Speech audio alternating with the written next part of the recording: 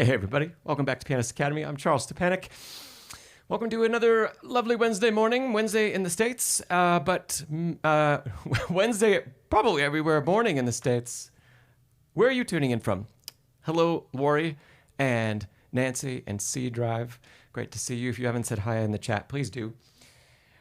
Just a quick announcement to kick things off. If you've been attending streams before, you know that I had a course on a Schubert Moment Musical come out a week or 2 weeks ago. So if you haven't checked that out, you can check it out. There's a free video, a free preview of the course here on the channel that you can see what you think of. And other than that, we have a bit of a masterclass submission today, some Bach and a couple scales to take a look at from Softie, if Softie is here. And if they're not, we can jump into a Q&A first and come back to that second. So, Softie, if you're here, say something in the chat.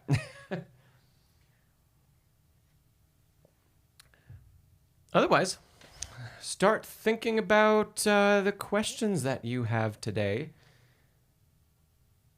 And how has your practice been the last 2 weeks since the last time we talked? What are you working on? What struggles are you having? Hey, Andy. Okay, cool question. Zero. Hey, welcome back. Haven't seen you in a while. Andy, so you're asking about some fast arpeggios in some Tchaikovsky. I probably don't.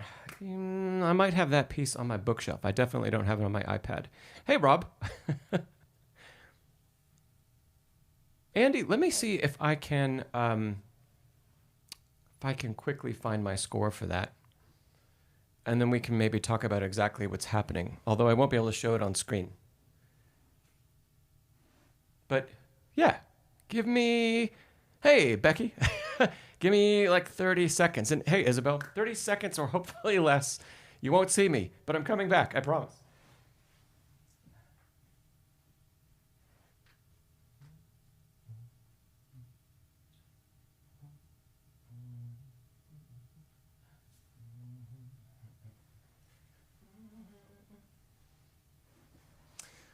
Okay, how long was that? Okay, Andy, hopefully we have the same score that we're looking at. Fast arpeggios in Sugar Plum Fairy.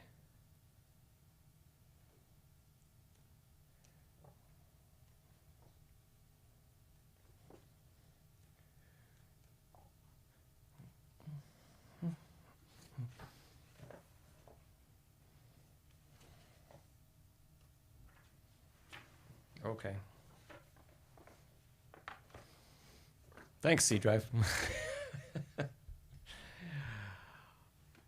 Okay, so maybe I'll be able to. Let's do a quick change out here. I need to change over so you can see my overhead camera. So.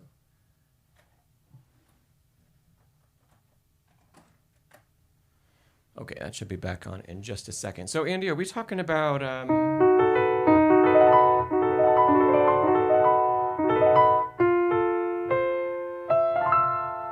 Natural? Yeah, I think that's it.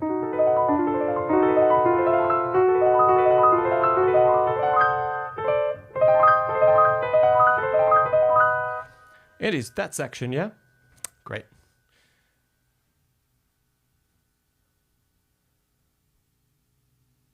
Okay, cool. And Zero, I'll come back to your question in a second. And Isabel, great. Oh, awesome. Great questions. Okay. Hey, those of you that are here, remind me if I forget. I know we've got 2 hours, but I might forget to talk about Softie's submission. And I don't want to miss it.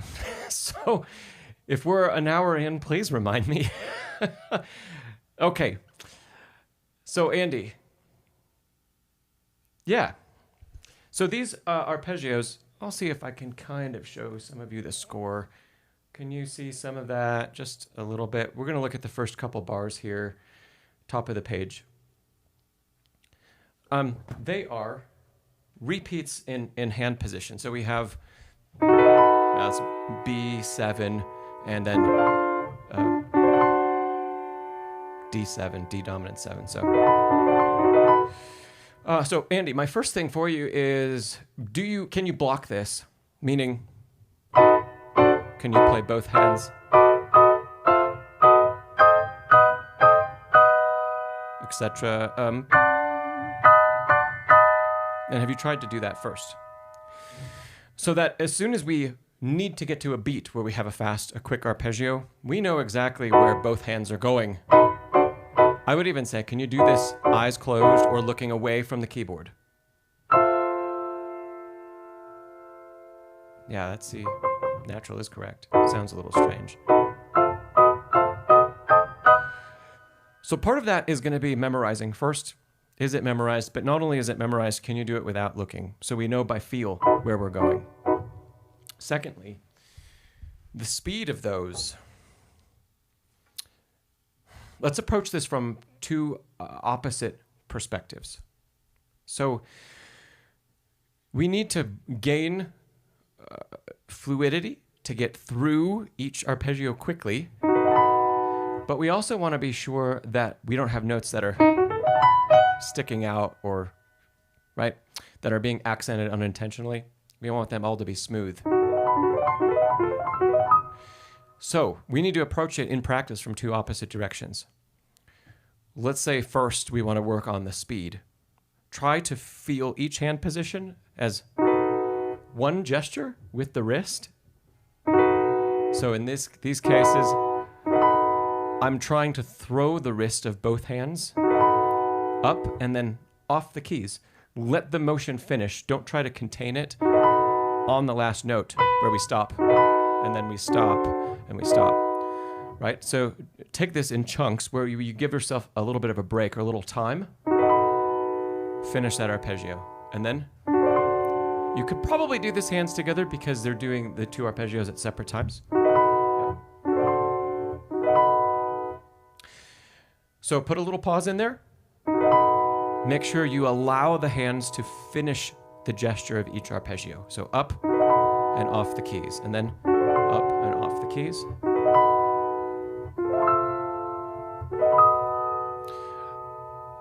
If we can do that and we can master that and feeling like we can be free at the end of each one, I think that's going to go a long way toward propelling the tempo as fast as we need it to be. Now, the opposite side of things, practicing for clarity of each articulation, each note.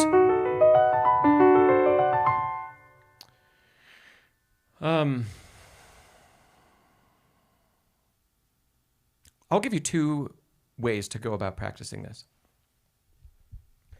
First is going to be my favorite way to practice anything that needs crisper articulation, which is detached, slow and detached. So.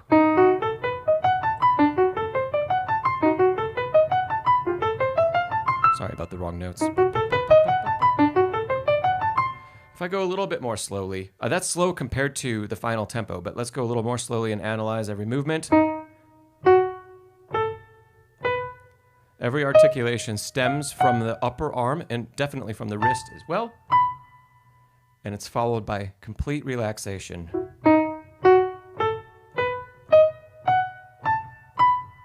Oh, here's the other one. And you can find that relaxation by saying, at the end of the detached articulation of a single note, is my hand at rest, tension-free, resting on the key. As you get better at recognizing that, we can start to add tempo to this type of practice up to a point. Maybe here, etc. The other way is going to be with a sort of plucking technique where we're feeling like we're plucking a string, but on the surface of the key. I'll show you with the right hand so the left hand doesn't block this. So a little, it's not quite possible to do with the thumb, but let's say 2. 1, 2, and then. So these should be working articulation in the arm and the hand in two slightly different ways. The plucking works more finger articulation from the bridge down. The detached playing works more articulation where the finger is triggered by the wrist first. and it's more of a straight in and down into the key. The pluck is kind of a diagonal movement, and the wrist is less involved. But they're both working finger articulation. So when you can combine those two types of practice with that bigger gesture, you should start to hear that those get a lot cleaner and crisper, and then we can also move through them much more quickly. Andy, any follow-up questions about that before we move on to something else? I guess it started on the previous page.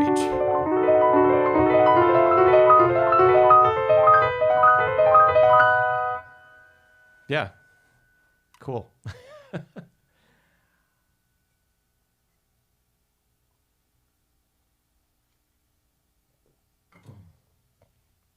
Yeah, that's okay, Andy. It'll get there in time.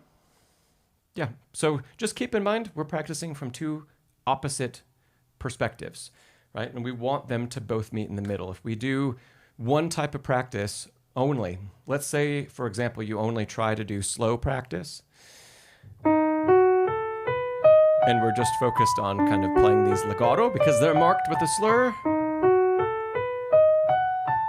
Guess what? We're not working one quick gesture that's going to propel us through the figure, so it's probably not going to speed up. Two, we're also not working on really the greatest finger articulation either. So in order to work on the articulation, detached and plucked, in order to work on the speed and the gesture, faster movement, I would also call it maybe grouping, practicing in rhythmic. It's a rhythmic grouping we're creating. Just the grouping happens to be 8 notes, and then a pause, and then a pause. So work on them from opposite perspectives. Cool. Well, that was fun and unexpected. Andy, are you working on the Nutcracker Suite for something in particular? Pieces from Nutcracker. It's usually we work on that stuff. A lot of people choose to work on that stuff during the holiday season. Of course, it's still great music anytime.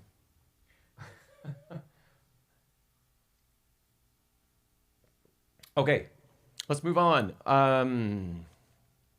Oh, Laura, you say work is hurting hobbies. I'm sorry. That's always frustrating. Okay, Zero, you asked about a Chopin Prelude number 6. Let's pull that up.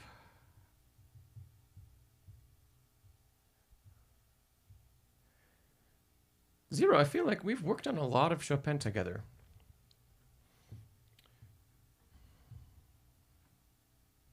Mm-hmm.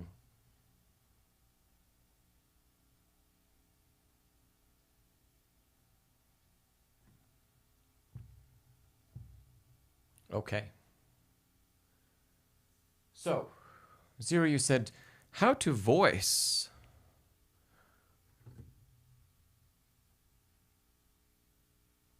Let's see, sorry, that activated Siri on my iPad.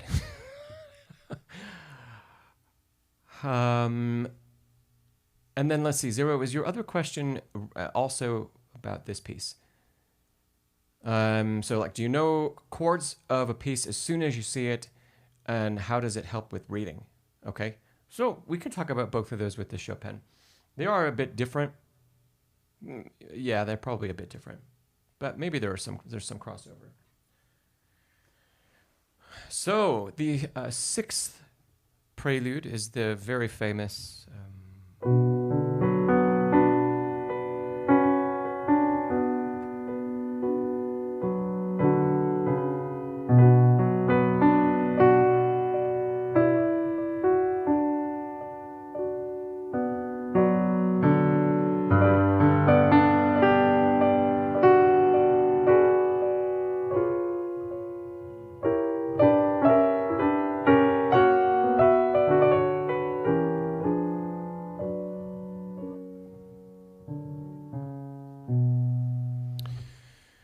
Great.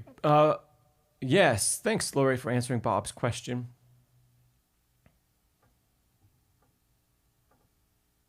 Oh, 0. Another Chopin question. in the etude. We'll come back. We'll come to that in a second. Okay. So your first question, 0, about the prelude was how to voice. Can you be a little more specific? Are you talking about everything together? The right hand in particular? I'll start with some basics and kind of wait for you to fill in and help direct where we're going to go. But for most of the piece, the melody exists in the left hand. So on the most basic level, we want to voice the left hand up.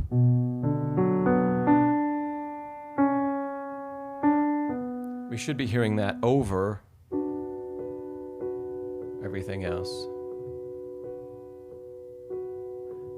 So 0, because of the other Chopin etudes you've played, I'm not going to go more in depth about separating the dynamic of the two hands. I'm going to assume that you're pretty good because of the etudes you're playing, that you're pretty good at doing that already.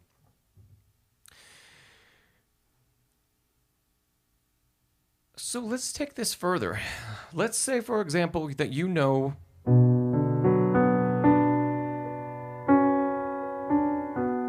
how to make a good phrase in those 2 bars. Oh, 0, you say you meant the right hand. Oh, in number 7. Okay. Okay, let's switch pieces. 0, let me know if you do have a question about number 6, and we'll come back to it. Okay. Number 7 is also very famous. Okay, and if we should play it fast or slow. So, okay. So, now your question about voicing does change a little bit because the melody is within the chords here. It's the top pitch.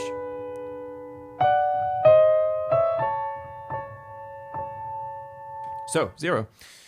I would practice being able to voice any pitch of the chords that are presented in this piece. Let's take the first bar, for example. It's an E dominant 7 chord. Yep. And let's focus specifically on the right hand. There are 3 pitches. Can you choose in your practice to voice up any of the 3 notes? The D on the bottom, the G sharp in the middle, the B on the top, and still articulate all 3? If the answer to that question is no, then a great way to practice this is to separate out for right now the note that you want to voice up, voice it up, play it with a little bit of an accent, and follow that by an articulation of the rest of the chord. So for example,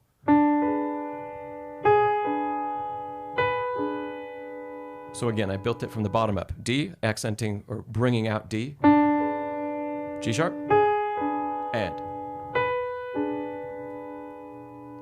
Yeah. You could go in the other direction. You could mix those up. As your confidence articulating the note you intend up and the rest of the chord down, as your confidence in that grows, shorten the time between your initial attack and when the rest of the chord appears. So for example, if we go back to the upper pitch, because that's the melody that we eventually do want to have the most control over, we start there and there's a big pause. We make it shorter.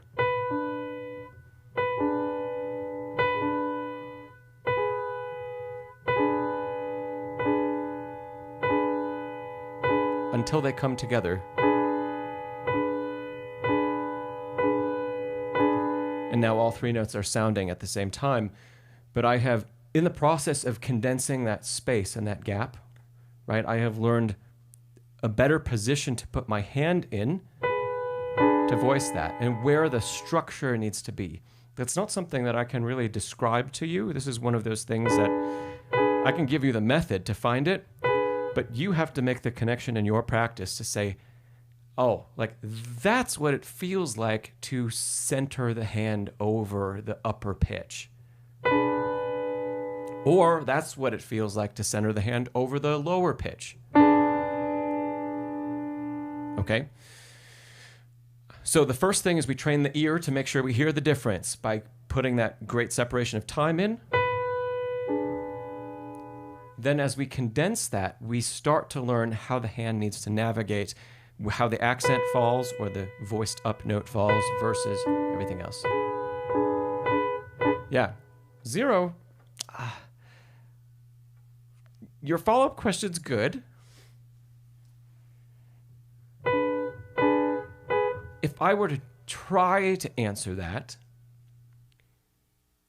the voicing feels like there's extra support for the finger that I want to voice up.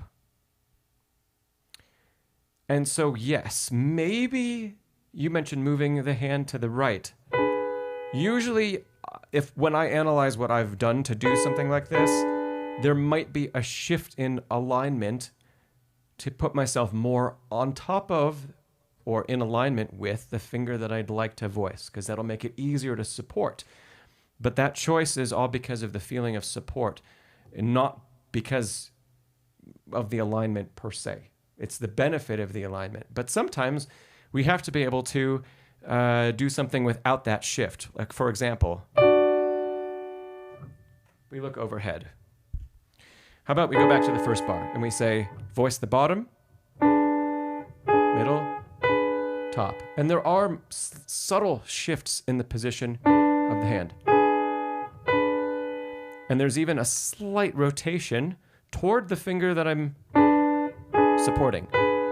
I don't think it's the only way to accomplish this, by the way, and that's why I didn't go there first. This is my way and the way I feel it. However, when we're presented with an octave, like we have in measure 5 in this piece, we have to be able to feel that support without shifting toward the note that we want to give it to, because we can only do so much in that direction. If we go further, that chord at the end, we want to bring out the top note.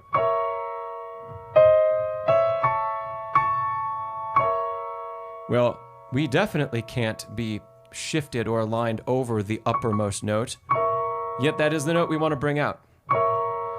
So it still comes back to how we feel that support in the hand and how it can shift under different fingers as we play. And the weight question, I don't think I'll say more weight. I don't think I would say that. Maybe if it turns out that as you experiment with this, it feels like that term and that approach works for you, go with it. When I think of weight, I kind of think of everything getting heavier, not just, so it'd be like dropping with the wrist usually. And when we are dropping with the wrist, we're actually losing support. So that's why I don't like it, but I don't think it's necessarily a bad way to think about it. I think it's very dependent on how you psychologically and physically respond to what's happening. Okay.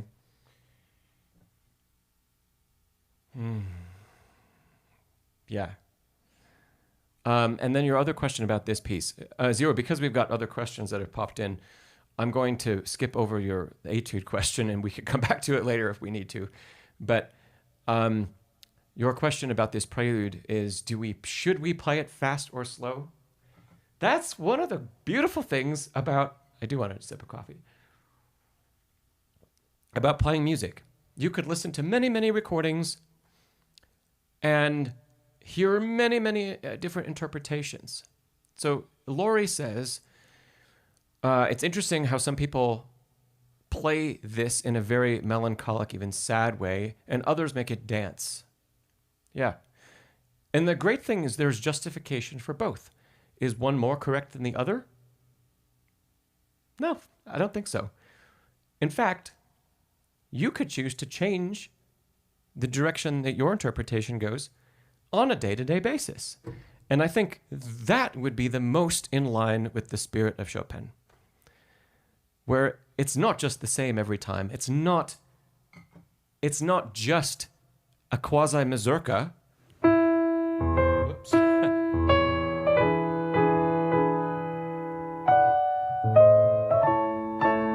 Which it does follow a lot of the traits of a mazurka.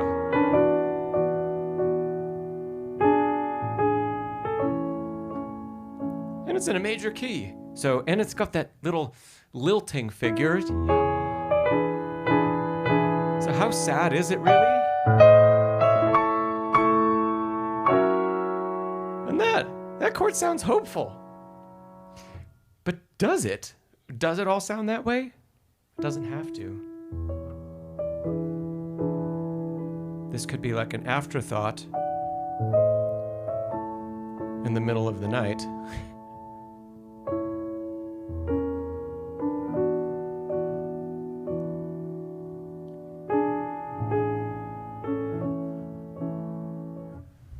I think both are equally good interpretations. So that is totally up to you.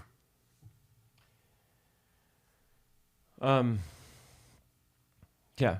Zero, any other questions about that? One other comment. If you are playing more of this set of preludes, and for example, you were going to play a group of them together, whether it was the entire set or just a couple of them, if you were to play this piece in a performance preceded by number 6, that might affect the direction of your interpretation. Because number 6 is so sad and it ends so softly, just trailing off.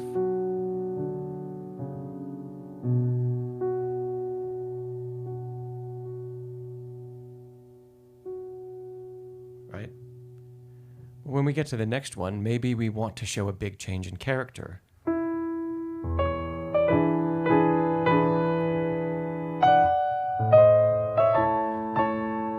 Because putting 2 preludes back to back that are both going to be maybe in have a similar feeling, that doesn't work as well in a performance.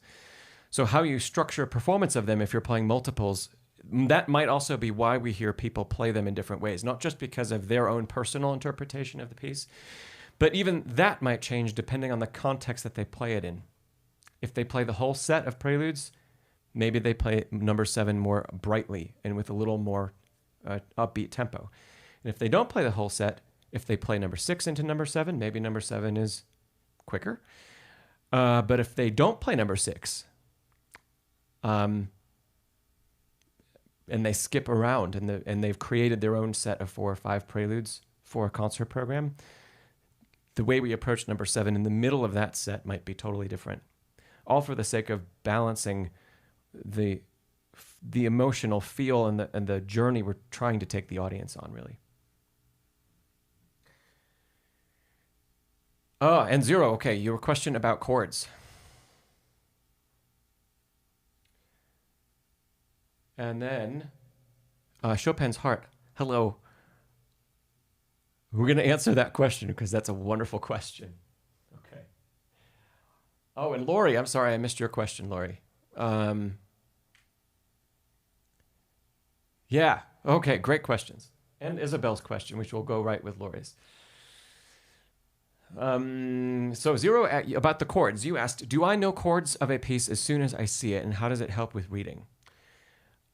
Truly, maybe you've seen some of that happen as I've played through. I identify chords very quickly in the score. And the thing that's the most important about sight reading is identifying the shape of the chord. And that it relates to something that we've already played a lot and that we know the shape of it instantly.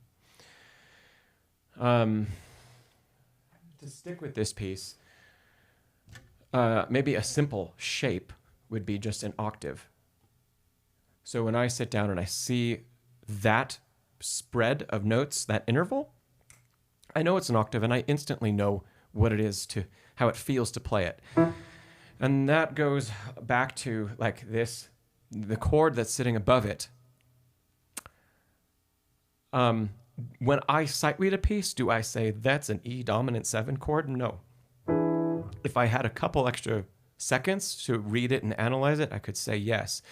But what I do see is this spread of pitches, and I know exactly how that feels to play that spread of pitches, a sixth plus a fourth.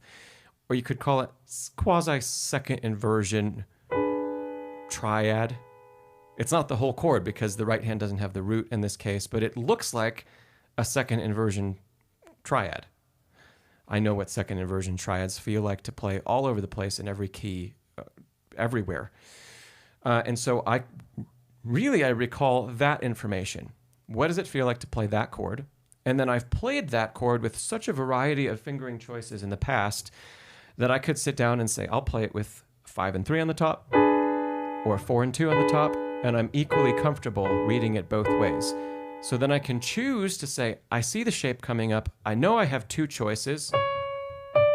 Even in this case, heck, maybe I'd play it with 3, 2, 1 for the first articulation, and then switch to 5.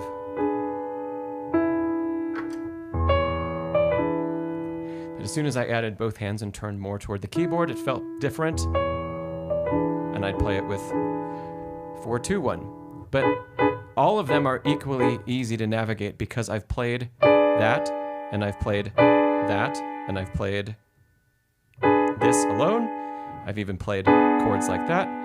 So what I'm doing right now is I'm building all sorts of chords that are related to what's actually on the page and trying to show you, hey, Andy, thanks so much. Thanks so much for that.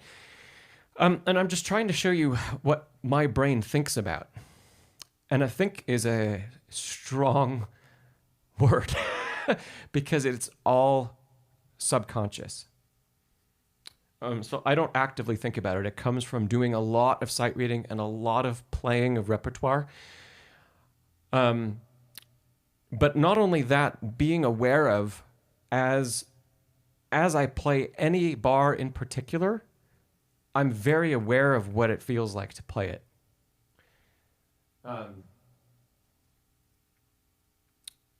And so it's like having a really, really large vocabulary of shapes, gestures, feelings at the keyboard, where I could close my eyes and be away from the piano, and I know exactly what it feels like to play a certain chord in a certain key. And if I see it on the page, that's what I think about before I think about the name of it. Then if I'm going a step deeper and I want to say, well, is my interpretation going to be affected by some theory and where cadences are and what chords I'm progressing through and how they relate to the key center? I might dive further into that. Or as I'm memorizing something, do I need additional landmarks or guideposts? Do I need to know this? For me, it's especially important playing a sonata, for example, where you get a lot of the same material repeated over and over again, but it might be in different keys and there's slight variations. And, if you miss the transition from one statement in a sonata to like the development, or from the development out and back into the recapitulation, you might accidentally take yourself back to the beginning of the piece because it's so close, right? All of the motifs are so similar. And so in those cases, I might use some harmonic knowledge to say, okay, I'm in the development, I know what key I'm functioning in, and I might have 1 or 2 chords I pick out that I say, these are really important because those are the chords that are going to lead me down the path to go to the right place by memory in the recapitulation. Or a piano concerto would be the same. Anything that follows that sort of form, you could call it like ABA form. If we need that guide to help us get back, the difference might be in a sonata that the second statement of A might be in a different key than the first statement of A. So, yeah, Andy. Well, not Andy, 0. I hope that kind of answers your question. So the theory is really close at hand, but it's not what I actively think about when I sight read. It would be the next step under that.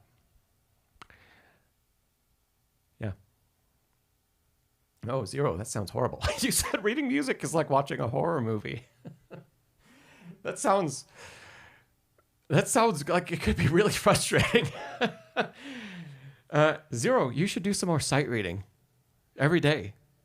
Take 10 minutes and do some sight reading and keep it easy stuff.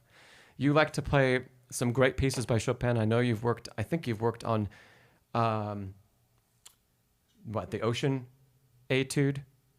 I think we've worked on that together here. You've worked on a couple other Chopin etudes. Just take the notes and strip them down to something way easier in some other works. Go out and grab yourself a sight reading book. I've become a big fan of the Bach Scholar sight reading book. It's great. And I've been using it more and more with my own students. So it's also wonderful because it even on every page, it gives you a Roman numeral. I think it's both a letter name, like a root and chord name, plus a Roman numeral analysis of the most important chords in each example, which then takes us this step further, like what I just did, where it's not just sight reading, which we can do for the first couple grades, but then we start to get into what is the harmonic progression actually? Can we analyze it? Can we find those chords? How are they functioning in the piece and leading us from one to the next? 0. Well, 0, you don't have to do a ton, but you'll really see a big difference if you do 5 minutes, 10 minutes a day. Yeah. My own sight reading, my teachers almost never really worked on it with me. I got it because when I was 14, I started playing for a couple different choirs in the area. I was their accompanist for the groups. And I'd just get thrown music in front of me and I'd have to read it. And I'd have to read all the parts. I'd have to be able to sing certain parts or read some and not others. And I don't mean just the piano part. I mean, like, play the soprano and the alto only, or play the soprano and the tenor only, and transpose the tenor by an octave as you play it. And all of that stuff, it was just expected of me. And I did it every single day for more than an hour. And so I didn't get a lot of sight reading practice in the classical repertoire, but I got it in a lot of other ways every single day. Z-Spark, great question. Yeah. And hey, Softie. Hey, no worries. We haven't started your segment yet because I wanted you to be here. I'm going to try to answer a couple other questions first, and then we're going to jump to your performance, okay? All right. And yeah, Chopin's Heart, it's Bach Scholar, one word. That's also the name of his YouTube channel. It is, it's a number of selections from Bach chorales that he has taken the final version, and the final chorale is like the grade 9, 10, or 8, 9, or 7, 8, I don't know. It's the highest grade level on the page, and it's at the bottom of the page.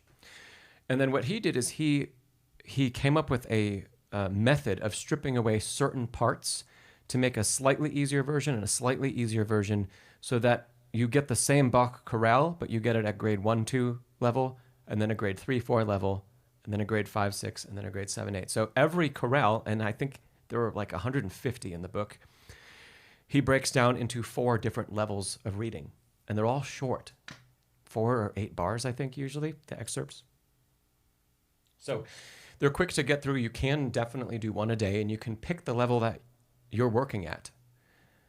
And there are so many that it's not like you're going to remember one to the next. You could do one a day, every day, for half a year. Go back to the beginning, and you won't remember what you played 6 months ago. Oh, okay. So let's go back to a couple questions that came in earlier. So Isabel and Lori, you both kind of were asking about acoustics. I'll answer Isabel's question first and then Lori's. Isabel had asked, is it relevant to put a carpet under an acoustic piano? That depends a little bit. If you have a hard floor, I think it can be nice. It can help prevent the piano from overwhelming the space that you're in. So that could be nice. In the previous space that I used to work in and that I did some of these streams in, if you go back a long time, like 2.5 years, you could see some of those. And there was a hardwood floor under the piano, and I put a big area rug down, both to protect the floor, but also it did acoustically help, because that initial bounce from the soundboard, let's say, off the floor and then out into the room, was dampened just a little bit. So it wasn't as overwhelming to hear the piano in that space. In this room that I'm in now, there is carpet wall to wall. I don't have an area rug under the piano in this case, but it is still carpeted underneath. Yeah, if you really like a reverberant sound and you want the piano to sound bigger, maybe you have a little bit of a bigger room and a very small piano. Maybe you don't want a carpet. So no, I don't think it's necessary, but I do think it can help. It can help the instrument to be more pleasant to be around. And Laura, you asked about some ideas of what I've done with the acoustics of my space. And you've been looking into acoustics from a listening perspective, and you wonder if there's any difference. So, yeah, I'll talk you through some of the things that you can see and that you can't see on camera here. So I also use this space not only for teaching in these streams and for all the work I do on this channel, but I also use this as a professional recording studio for my work that I release that gets played on the radio and other places. So what you see behind me, all of those they look like little boxes on the wall. Those are all acoustic panels that I built when I moved in here. And so they are different sizes, but they're stuffed with a 2-inch acoustic insulation. So it's rigid fiberglass insulation. And then I sealed them up on the back with fabric and just used basically like an upholstery stapler or an upholstery gun. So sealed those up. And then the fronts are covered with a variety of different things. The ones that are colored, like the one that's, let's see, right behind me right there, that's covered in wallpaper. And it's musical notation, which is cool. And I don't know how many people have seen that or do see it, but I like that. So it looks like handwritten music notation. So that was just like peel and stick wallpaper that I put over the top. Oh, by the way, every one of these panels was an art canvas. So it was already covered with canvas, and it was purchased from an art supply store. You don't have to do that, by the way. It was just, I waited till they went on sale, and then the wooden frame was already built for me, and they were just a lot easier to just stuff with insulation, seal the back, cover the front. So each one of those maybe only took 30 minutes to build. But you could build them yourself. You can get wood 2x4s or however you'd like to frame them up and build a nice frame. A lot of people do that, and you can Google, DIY sound panels, and you can find templates to do that stuff yourself. Chopin's Heart, you say movers, blankets. Those do a decent job. The difference between hanging a drapery kind of fabric and having a real acoustic panel is how low of a frequency they absorb. So any kind of drapery or blanket, anything you'd hang like that, even if it's really thick, they only absorb high frequencies. And so you're really only kind of stopping the echo in the room. And, if we think about the frequencies as notes on the piano, let's see, 52, 110, that's 440, 880. A blanket like that might only actually dampen the sound from your top 2 octaves. And everything below that is too low of a frequency for those to actually do anything. Okay. So what else do I have? By the way, if you look really closely at the panels, they are suspended off the wall. You can maybe kind of see like some shadow back there. That's also on purpose because the further away you can put an insulating material from a hard surface, the greater it absorbs acoustically. So I'm able to basically recreate having 4 inches of acoustic absorption, insulation, with only 2 inches because I left a 2-inch air gap. So sound kind of goes, some goes through and some goes around the side and gets behind, and it gets dampened on both sides, as opposed to only dampened from the front. So I could keep the panels all half the weight and just hang them 2 inches further out from the wall, and get double the absorption from them.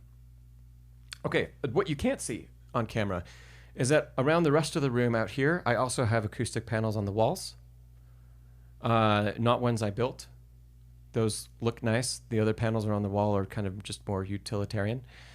I've got one really, really big one. It's like the size of a 70-inch TV that is on the tail side of the piano and pretty close. So the sound goes out the tail and it hits one, and I have it actually mounted on a really, really big microphone stand. So it's like sitting in the middle of the room. So it hits that before it even goes anywhere else. I have foam on the ceiling. As the sound exits the lid of the piano, I have foam, acoustic foam on the ceiling up there. So I've done a lot to the space, but that's because I use it professionally. The stuff that you are going to be most interested in is, 1, getting something below the instrument to stop those initial reflections. If you really want to dampen the sound the most or control it the most, don't put material behind. Put it where the piano faces. If you have an acoustic grand, put it on that side of the instrument, because the sound is projected out that way first before it goes back. Yeah. So I would put stuff out there first. Start with some drapes. Put a couple acoustic panels up as you can. Get some foam that you put on the ceiling. I just use command strips because it's really, really light. And then secondarily, you can get some other things behind you. Yeah, Laura, you said my panels are 2 inches thick, 2 inches of insulation, and they have 2 inches of air behind them. That's right. And I did it I didn't buy anything expensive to do it. I just used picture wire. So they're attached with picture wire, and the on the backs of them, I found they're like clothes hangers, but they're just little pegs, almost like what you'd put like a necktie on, and they just had a screw on the end. So I found ones that were 2 inches long with a screw on the end. I screwed them into the corners, the 4 corners of each panel, and yeah. And then hung them on a picture hook. And then those pegs keep the panel suspended out. So I didn't hang them with like really expensive acoustic brackets where I had to drill a bunch of stuff into the wall. They're hung from one point on a picture hook with those pegs on the corners. Mm-hmm. Cool. Okay.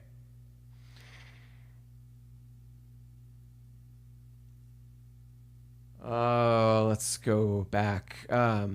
Chopin's Heart. I want to answer your question that you had earlier today. And then,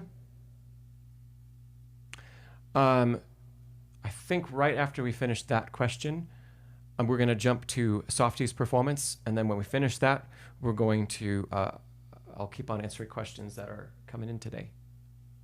Great stuff. Okay. Chopin's Heart. You have a... Let's see.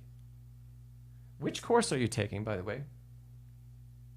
You said, because I see your comment, you said, I'm taking your course. Is it...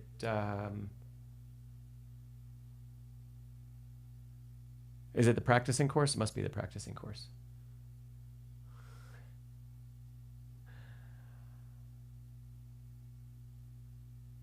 And you have a question. You say, you learned several measures of Schumann's The Prophet incorrectly.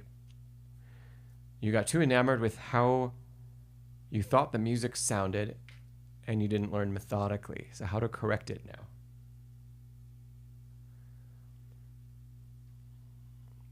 Okay. So Chopin's Heart, the answer to that question is in the course, actually. I'll give a preview for everybody here.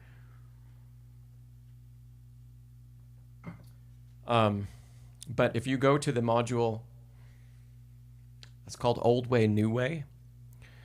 Can't remember what chapter it's in, but Old Way, New Way. I did 2 modules in the course on it. One that talks about what the procedure is, and then another that shows my own implementation of it.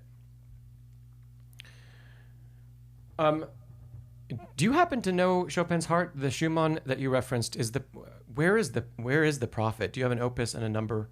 I feel like you asked about that at another stream.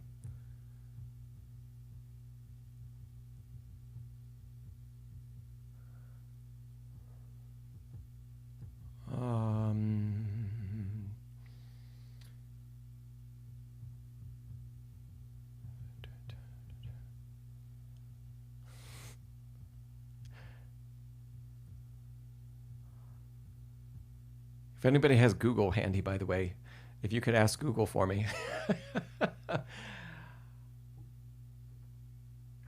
That would be great. Just an opus and a number would help out.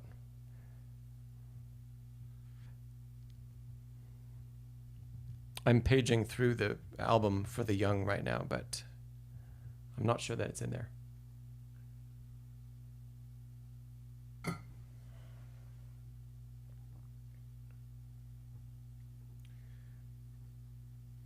I'll see if I can find the answer a little bit more quickly.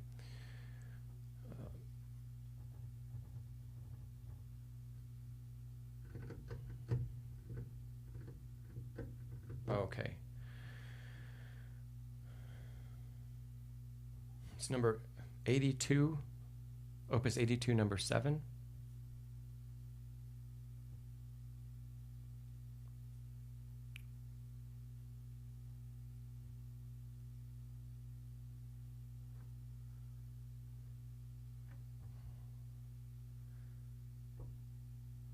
I'm trying to download it. So we will get there very soon. Okay. Thanks, Chopin's Heart.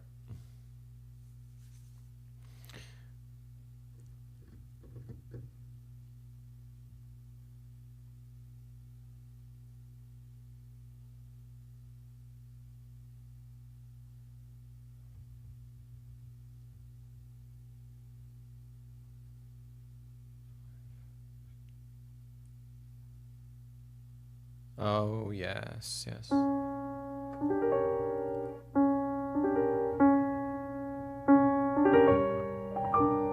yeah, okay.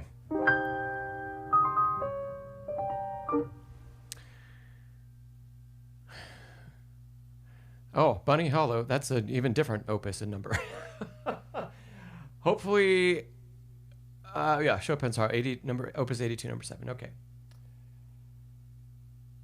Andy said, if I consider getting an even smaller grand piano to sit on the grand piano decorate, that would be really cool.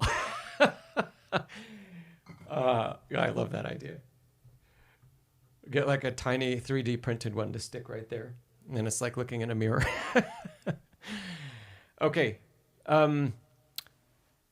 So Chopin's Heart, do you have a bar in particular? Is it the whole thing that's gotten messed up? Or is there a specific place that you say measures great? Thank you for that. Measures 8 through 10. The rhythm is incorrect. So 1, 2, 3, 4, 5, 6, 7, 8. 8, 9, 10. So 1, 2, 3. 1, 1, 2. 1, 2.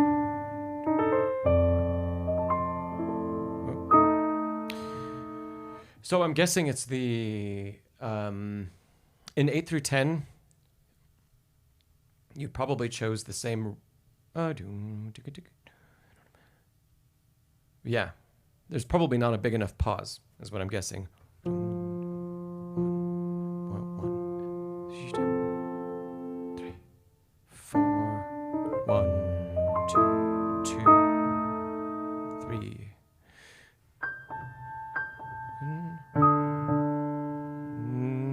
Is that right? Yeah.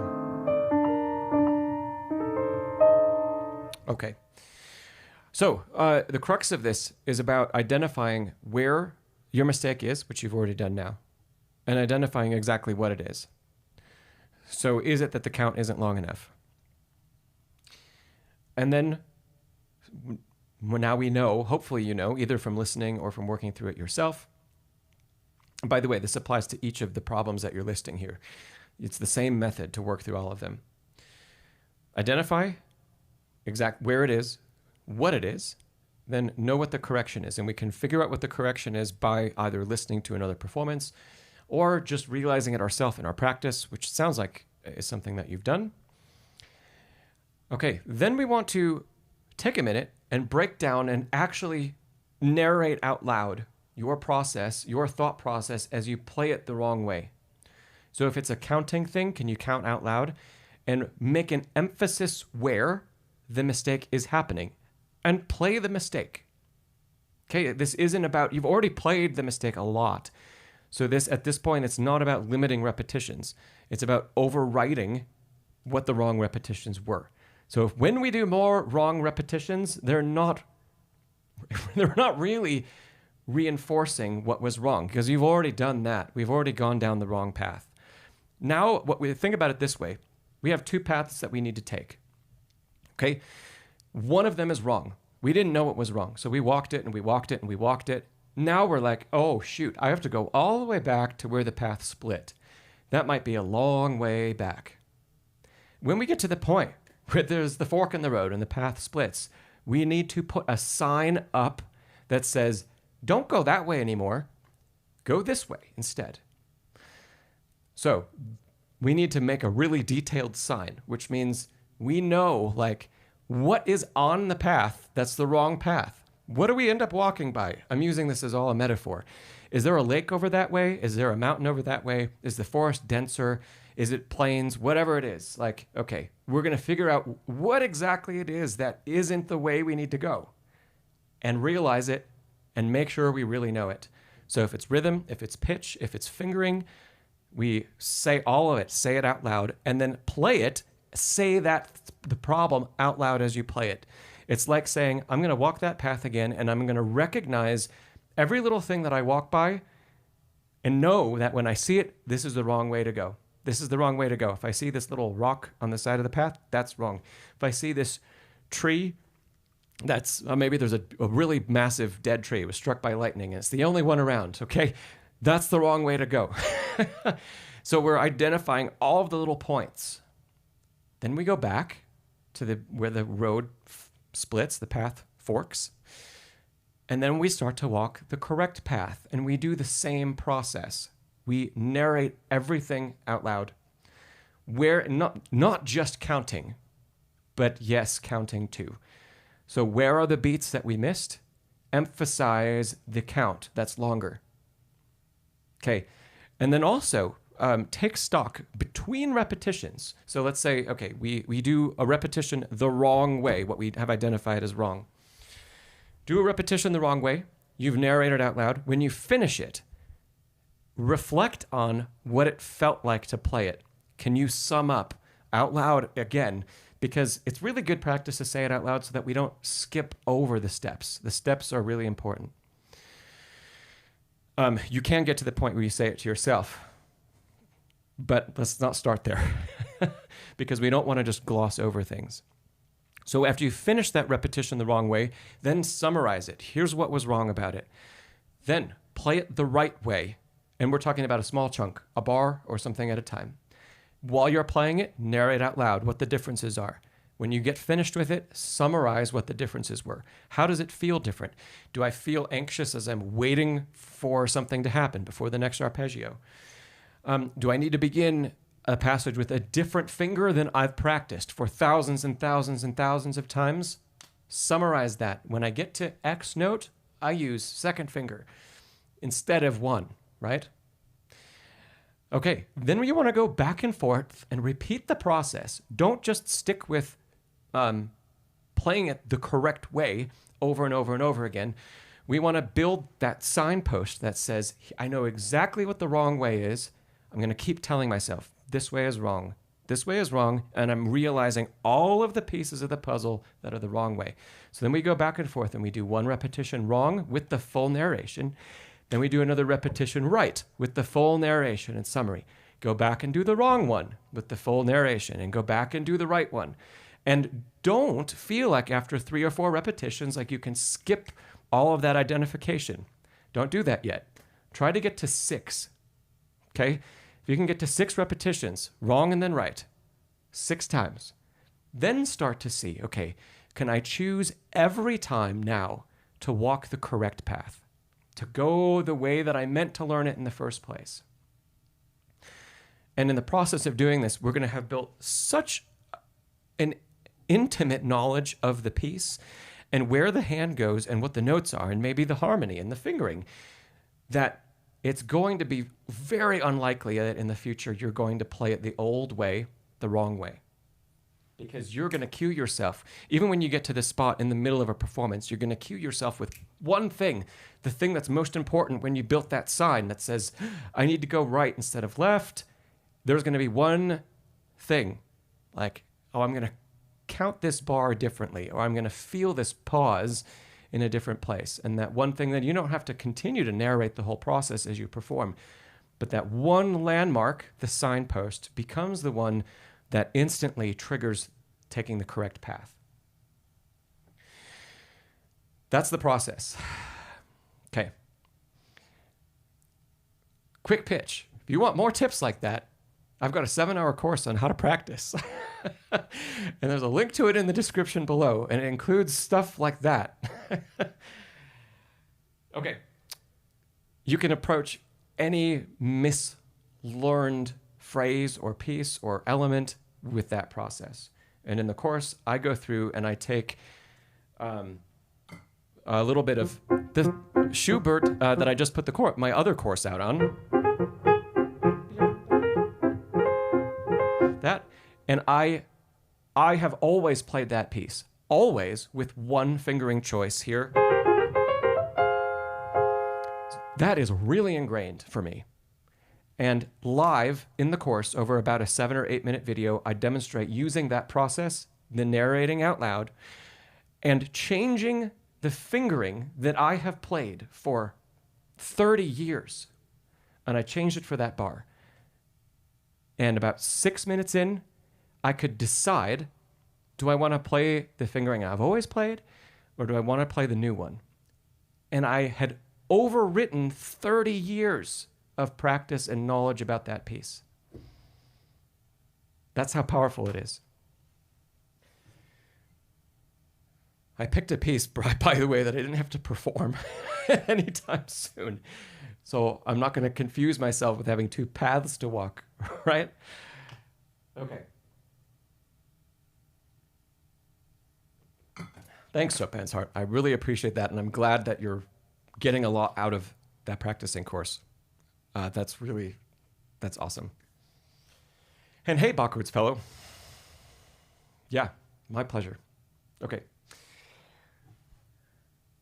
Let's go back to... I said after we answered that question, I was going to go back to Softie's performance. So hopefully you're still here, and we're going to jump over to a Bach little prelude.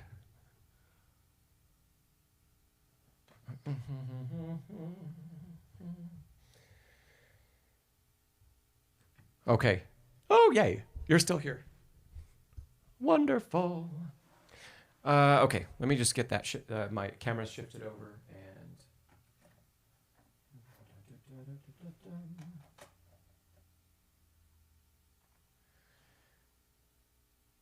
Okay. Don't be anxious. It's going to be great. Okay, here we go. Taking a listen to Bach's Little Prelude in C, BWV 939.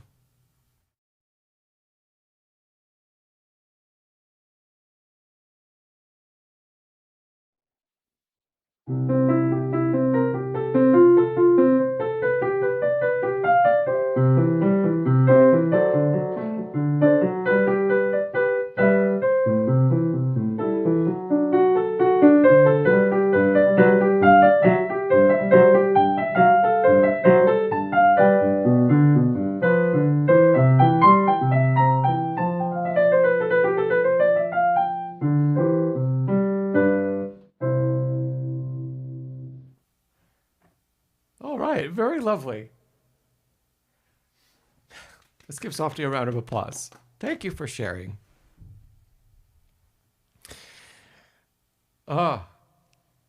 Very quick tempo you chose there. Softie, were you feeling, is this the tempo you always play? Did you feel a little nervous making the video to send in? Yeah. Hey, Hyper Joe. And yeah, great applause coming in. Wonderful stuff.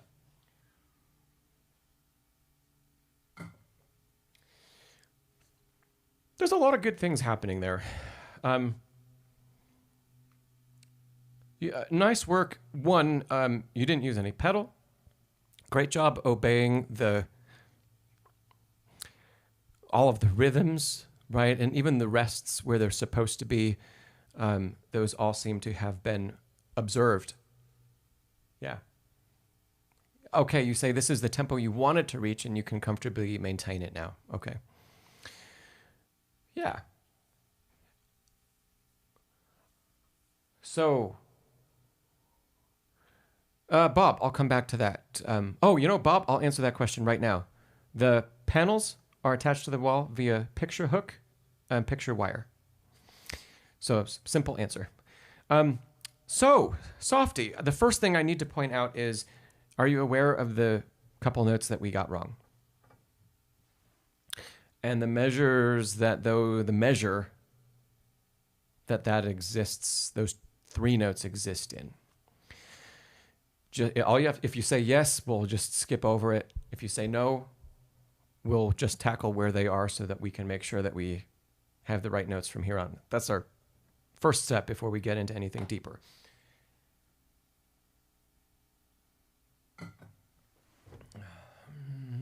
And in the meantime, I need to get my...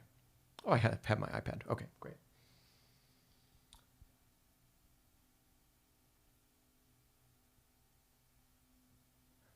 How many other people here know the piece? And how many people have played it?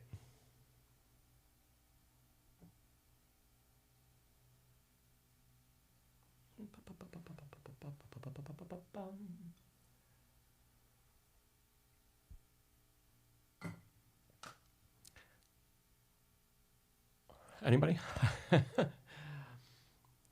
Okay, Softie. Hyper Joe, you're playing this piece daily. All right. Well, then this will be really great for you as well. Lori, you've done some work on it. Great. Okay. So, Softie, I'm going to jump in and just mention. And Andy, maybe one day you'll be as brave. We'd love to hear you play, Andy. So, yeah, anytime. And this is a very friendly space. I'm a nice guy. So the only time I'm never really harsh on anybody. I don't think. Okay, great. So XP, and you say you've played this piece years ago. Chopin's Heart, very familiar. You've probably played it. Isabel learned it and struggled with the mordents. We're going to talk about that. Wonderful. Okay. This is near the end of the piece. So, Softie, the bar 11, make sure that you play F sharp. And that bar in the recording you sent, oh, hey, let's get rid of some of that. Okay. Not that one, but this. We did not play F sharps across, I think, the entire measure. I think it was, or maybe it was. We definitely missed two, if not all three of them, okay? XP, no, I don't think any questions are dumb questions. If you have the question, it's very likely someone else has it too. Probably more than one person. So, yeah, I'm not a big believer in, I don't think there are any dumb questions. I mean, unless it's like something completely unrelated. Okay, so, yeah, Softie, all of those are F sharps. So guess what you get to do? You get to go through the process that we just talked about old way, new way, and you get to re-practice those bars to overwrite the wrong notes that you've played, okay? Let's go back then to the beginning. Let's say if you would really like to play it at that tempo, which personally I think it's a little quick, and I would rather hear you play with more attention to articulation and color than simply a faster tempo. The faster tempo is going to make what I'm about to talk about harder to do. So you might want to take a little bit off the tempo.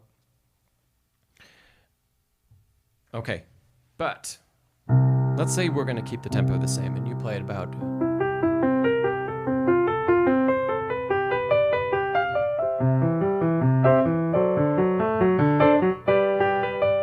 Okay. So, Softie, what beat does the motif begin on? For people that have learned this piece, hopefully you've looked at it this way. And I have even talked about this piece on one or two streams. Yeah. Chopin's Heart Color, we'll get more into that in a second. So, by the way, I asked Softie, but anybody can chime in and say, what beat does the motif begin on? So you need to look at bar 1. Bar 1 is going to give us the answer to a huge number of things that happen across the rest of the piece.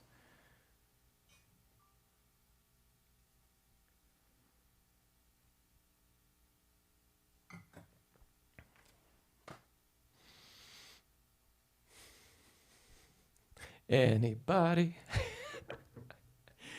I know sometimes on streams people aren't always able to write back or type in the chat, but I like to ask questions because it gets everybody thinking instead of me just spouting stuff, right? You have to actually look at it and think about it. We learn a lot more that way.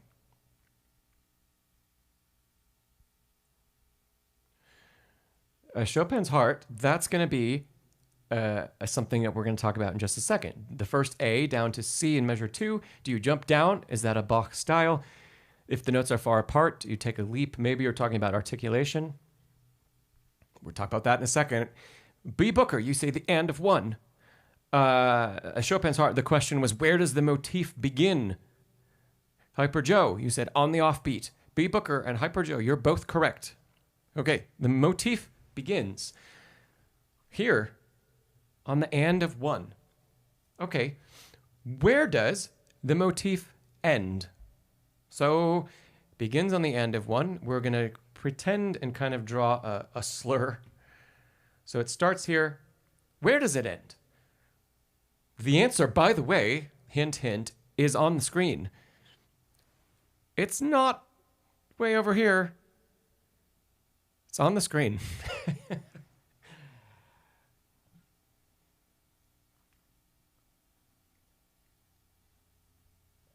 Relates to what you just said. It relates to the question from Chopin's Hearts. Andy Keys, you say first beat of measure 2. Nancy, you say bar 4. Okay. Andy, you are correct. It's not 4 bars away. It's actually the first 8th note of measure 2. So Chopin's Hearts is not the end of measure 1, because then we'd have that, right? Let's look at, yeah, so you just said the on the A, measure 2, exactly. Bach does this a lot, where he shifts the beginning of a motif off of a beat here, which means a lot of times the motif also ends off of a beat.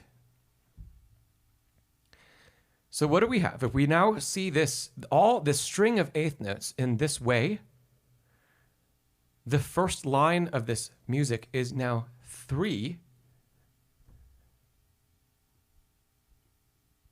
And then it would end here in measure 4. It's 3 repeats of the motif. Even bar 1 and 3 are very similar. Right, if you look at, especially from the 8th note on, right? bar 1, triad up, jumping to the 7th. So we're building a dominant 7th chord, right? Bar 3, triad to the dominant 7. It builds a dominant 7 chord in G. So we see that these are very similar. Bar 2 is a resolution of bar 1, but it's structured the same way. Ascending, descending, big leap, change in direction to a resolution. Because all of those motifs are shifted off of beat 1, and because they occur 3 times. Softie, I'm coming back to talking directly to you, by the way.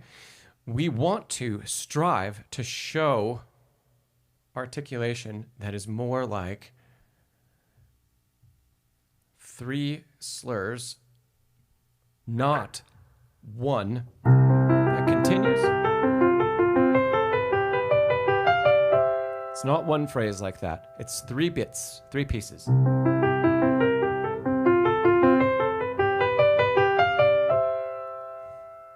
So there's a subtle thing, but it's really important what happens. We show the separation of motif. And we can't really take a lot of time to show that. That's why, Softie, the first thing I asked you about was tempo. Because the faster tempo we take, the more nuanced our showing of this separation needs to be. If we take a slower tempo,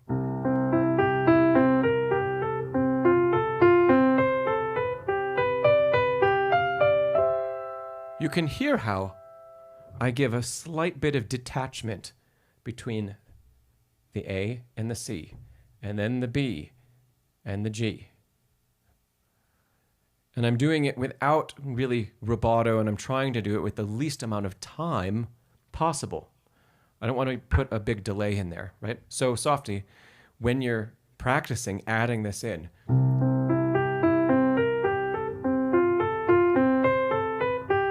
you're going to need to slow the tempo down because we need to train our ear to now hear this as 3 instead of 1 long line. Okay. Guess what? Your job then that follows is to continue to hear and look for that motif as it appears later in the piece. Guess what? Measure 4, it starts in the left hand, once again on the and of 1. And it ends on the and of 1 of the next bar. And then here's another articulation or statement of the motif. Yeah? So then there's 2 in the left hand. Look further. Bar 7, we have the motif starts there.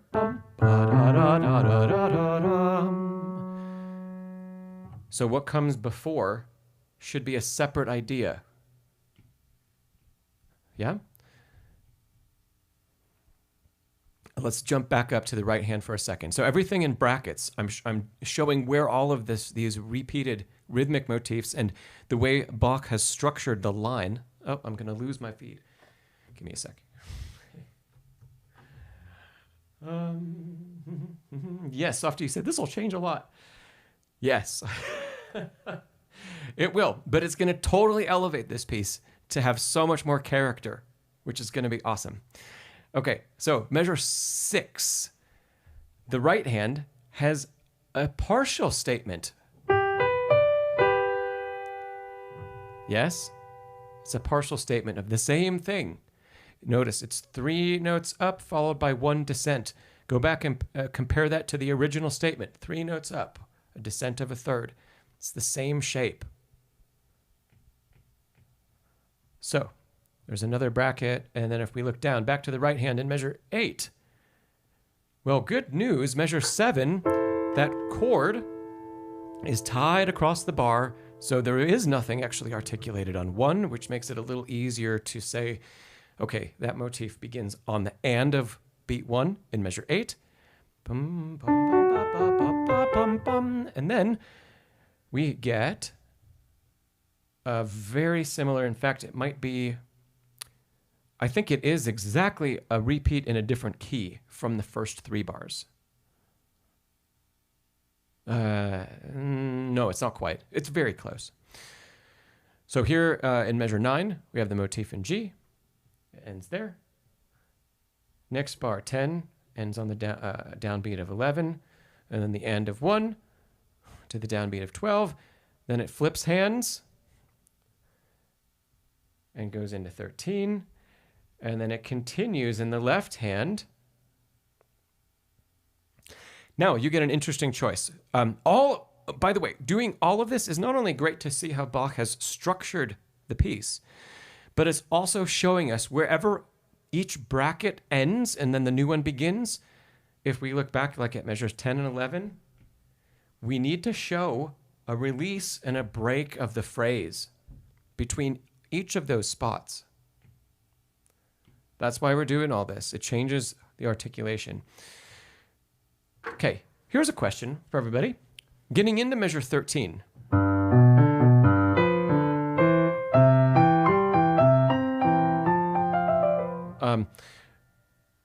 Is the right hand, how are we going to interpret the phrase of the right hand from this B that's in measure 12, that one, and moving into measure 13? The first question you should ask is, does it follow the motif that's been established?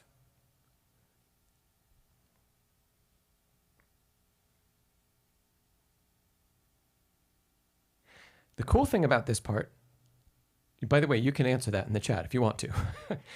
The cool thing about these two bars is I think the answer can go in either direction, which is neat. So in the past, we've said the motif always begins on the end of 1, and so it would start there. The end of 1 and 13.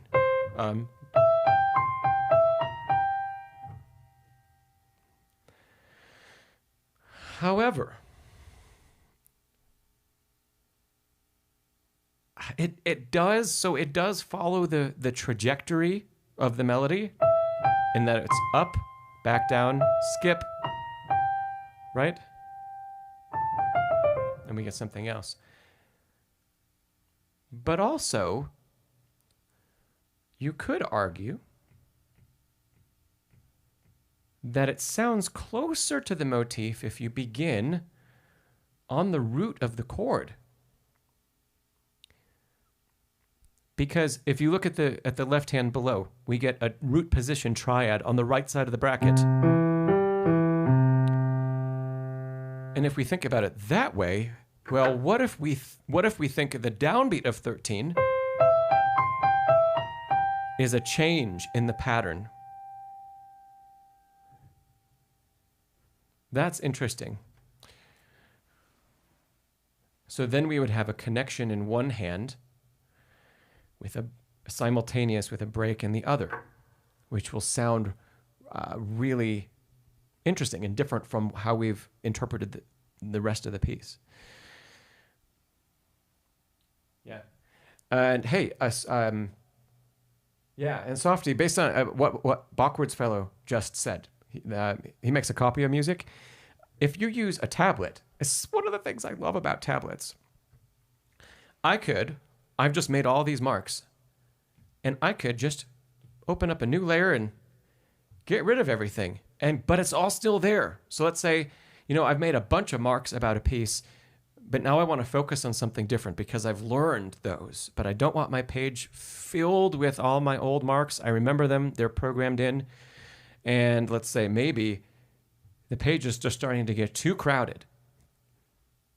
Well, you can keep them all in Fourscore. You just hide that layer where you've marked everything up. And if you want to go back and revisit them, oh, there they all are. That's something you cannot do with a physical page. That's, I think, great about using an app. Oh, Chopin's Hearts. You should definitely check it out. Yeah. The layer tool, I think, can be really, really powerful for us so that we don't continue to get distracted by old markings. In fact, I have a plan on doing a video about that. I just haven't had time. Yes, Bachward's fellow. That's right. I do think your your idea of always, I'll take it a step further. Always have a clean copy. And maybe that's more than two. If you have your original score, personally, if you buy a score like a nice Henley edition or something that's kind of expensive, keep that one clean. Keep the original clean. Make a photocopy or a couple. Yeah. And then mark the photocopies up and have different copies for different things. So you could just go with one until you say, oh, the whole page is just, it's overflowing with notes and I can't really see any of them anymore. I need to start again. Pull out one of your clean copies or make a fresh photocopy from your original. Okay. Yeah, Andy, the gestures I don't love that idea because sometimes when we play, we do things with our face and our body that we might accidentally make a gesture for the app, but not know it and not mean it. And I don't want that to happen. So I still use a Bluetooth pedal. That's fine. Anyway, let's get back to the score. So I love the idea, and this is, I think, one of the maybe only spots where we really get a choice of interpretation in this Bach piece, is leading into measure 13. Is the whole phrase bum, da, da, da, da, da, da, da, dum, or is it where there's a break after the C, bum, like that? Okay. Softie, you can write this down. You can always, the video, the live will be posted for you. You can always review it, come back, and take these notes on a page, some page somewhere, so that you remember all of these phrases we want to build in with a release.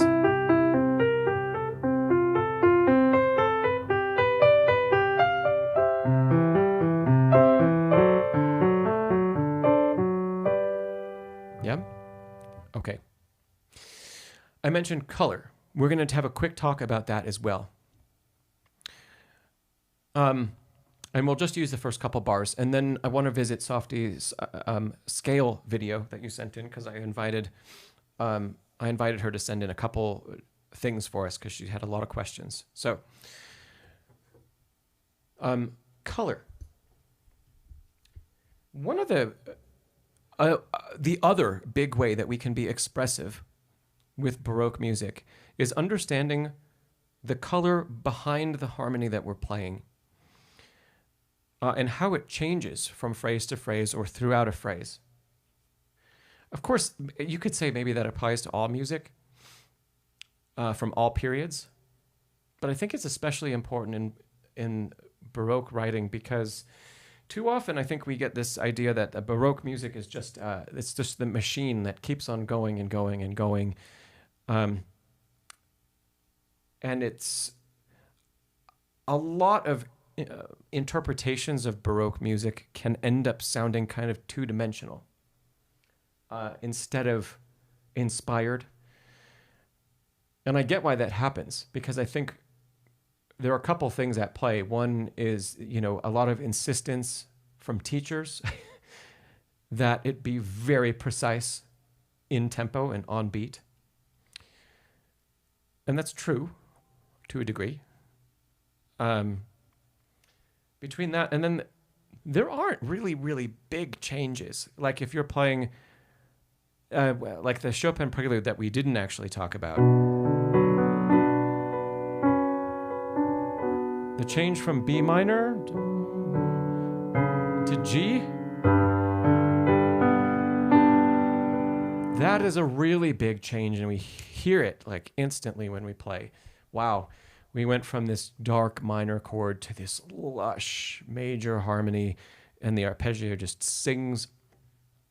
When we get Bach, a lot of times there are similar things that happen, but they're kind of buried.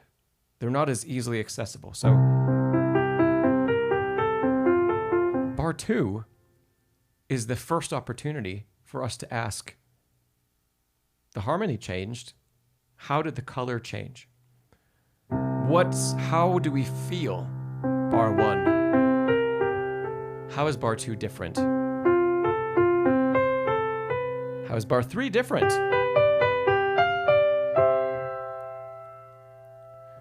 And if we listen for those harmonic changes,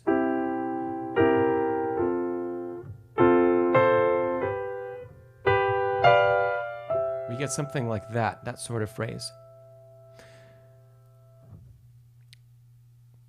Even if we think about, if you only think in theoretical terms, dominant chord followed by a resolution, and dominant chord followed by a resolution, you could end up thinking, well, those two progressions are doing the same thing. But are they really? Because this choice of pitches, and in this key, C7 resolving to F, has a different feeling than G7 resolving to C, because of the register that the pitches exist in, right? So even though harmonically we'd define them as the same, they're still not the same. So there's always a layer deeper we can go.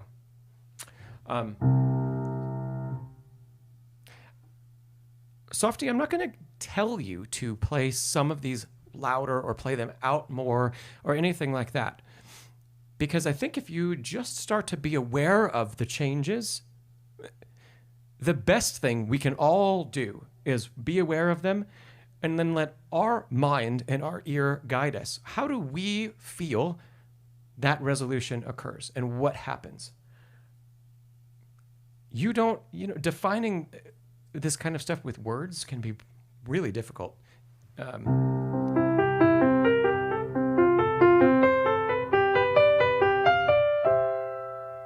So the way I like to play the piece is I show each of the three phrases and I show tension into a resolution and I show a bigger tension into a brighter resolution. But each of those bars, the first 4 bars, gets a different color. And on a surface level, you could call color a slight difference in dynamic.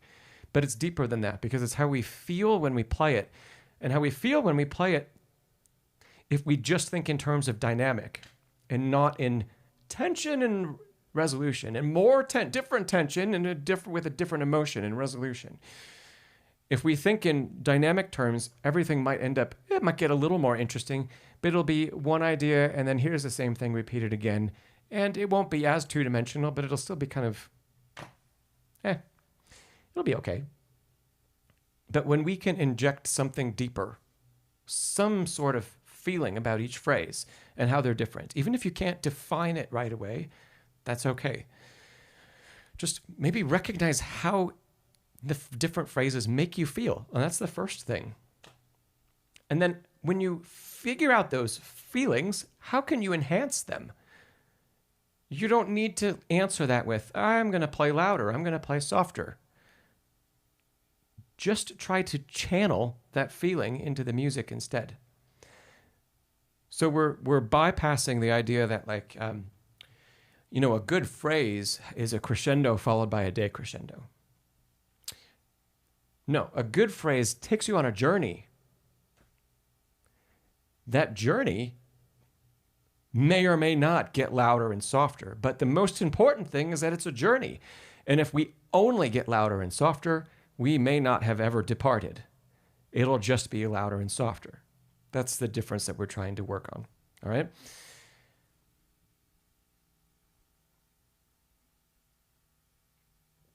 Actually, I have a great question here. Does it have that much to do with not being played today on the same instruments the pieces were written for, and then the compensations we can make for that? Yes. Yes. Yeah. I think we can go further, and we should go further, creating more change in color than maybe a Baroque keyboard instrument was capable of. And Bachward's fellow, I was about to say that, and you beat me to it.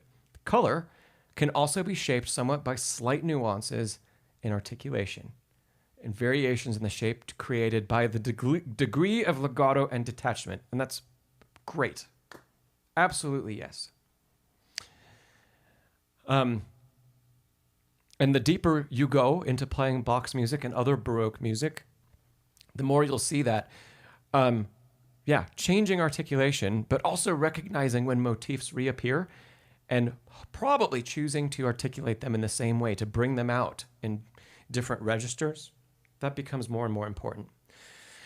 Bach's music can be a little bit like, it's kind of like a puzzle where we get a lot of pieces. And if we can start to see what the pieces are, we can start to see how the puzzle was conceived of in the first place, and then the kind of picture it actually creates for us. Yeah. Cool. Okay.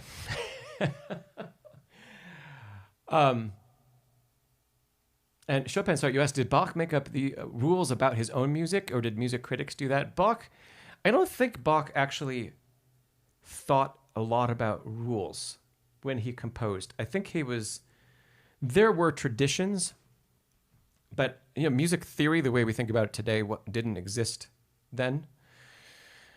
I think Bach was so gifted naturally that he did lots of things because he innately realized that they were good and they sounded good, and we figured out ways to label it, I think. So we now have the ability to study it, and we have the ability to create things in a similar way, but I don't think Bach had, he was not trained as a musician the way musicians are trained in the conservatory today. Let's put it that way. He probably would have studied Renaissance counterpoint extensively, but not harmonic theory necessarily. Yeah, my pleasure, B. Booker. Okay,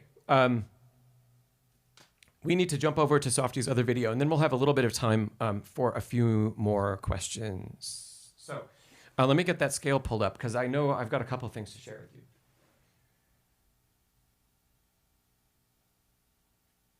Chopin, sorry, if we focus on articulation and motif, we can't go wrong. Let's say correct. You might find untraditional ways of interpreting it, but we'll be okay with that for now.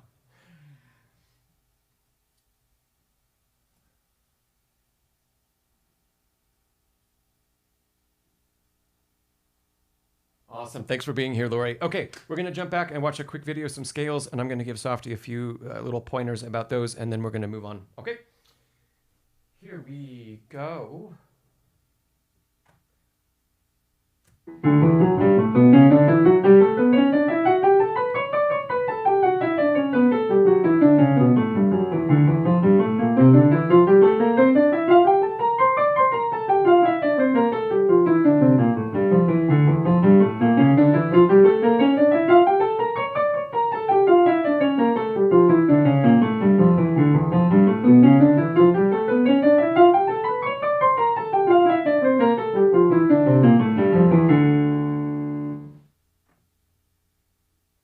Okay, good stuff. It's not often that we get a chance to look at scales here on the stream, so I really appreciate you sending these in. Softie, I don't mean to put you on the spot for others, but I'm going to ask other people to reflect on what you played, because a lot of people that are here I have seen for a long time on streams, like a couple years, some of the people that are tuned in. So I really appreciate all of you for being here if you've tuned in for a couple years. Hopefully, in that time, those of you that are watching have learned things about my approach to teaching, especially scales and some other things. So I want to ask all of you first. Bachward's Fellow has kicked us off. A lot of tension in the right hand fifth finger. Okay. What else did people notice? Softie, this is just so that this is a learning opportunity for everybody, because the more that we learn ourselves, and that includes everybody here, right? One of the best tools to see if you've really learned something is to be able to tell someone else how it's going, or at least reflect on and say, oh, I recognize it's not in my playing and I might still have a problem with it myself, but I can recognize now what's going on when I see it. Okay. I'm going to play through the scales one more time and let some people chime in, so we can watch through them one more time. and then we'll have a little discussion.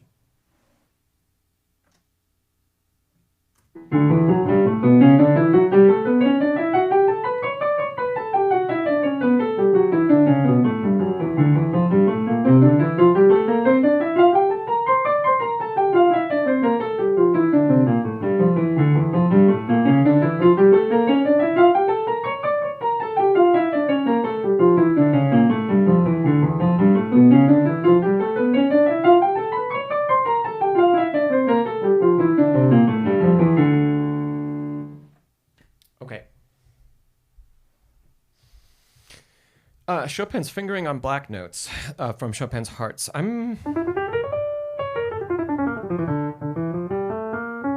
don't know if Chopin's fingerings would be different than what Softie played.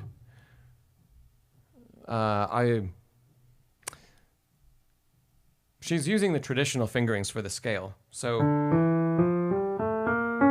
I don't know if they'd be different. I don't know about that.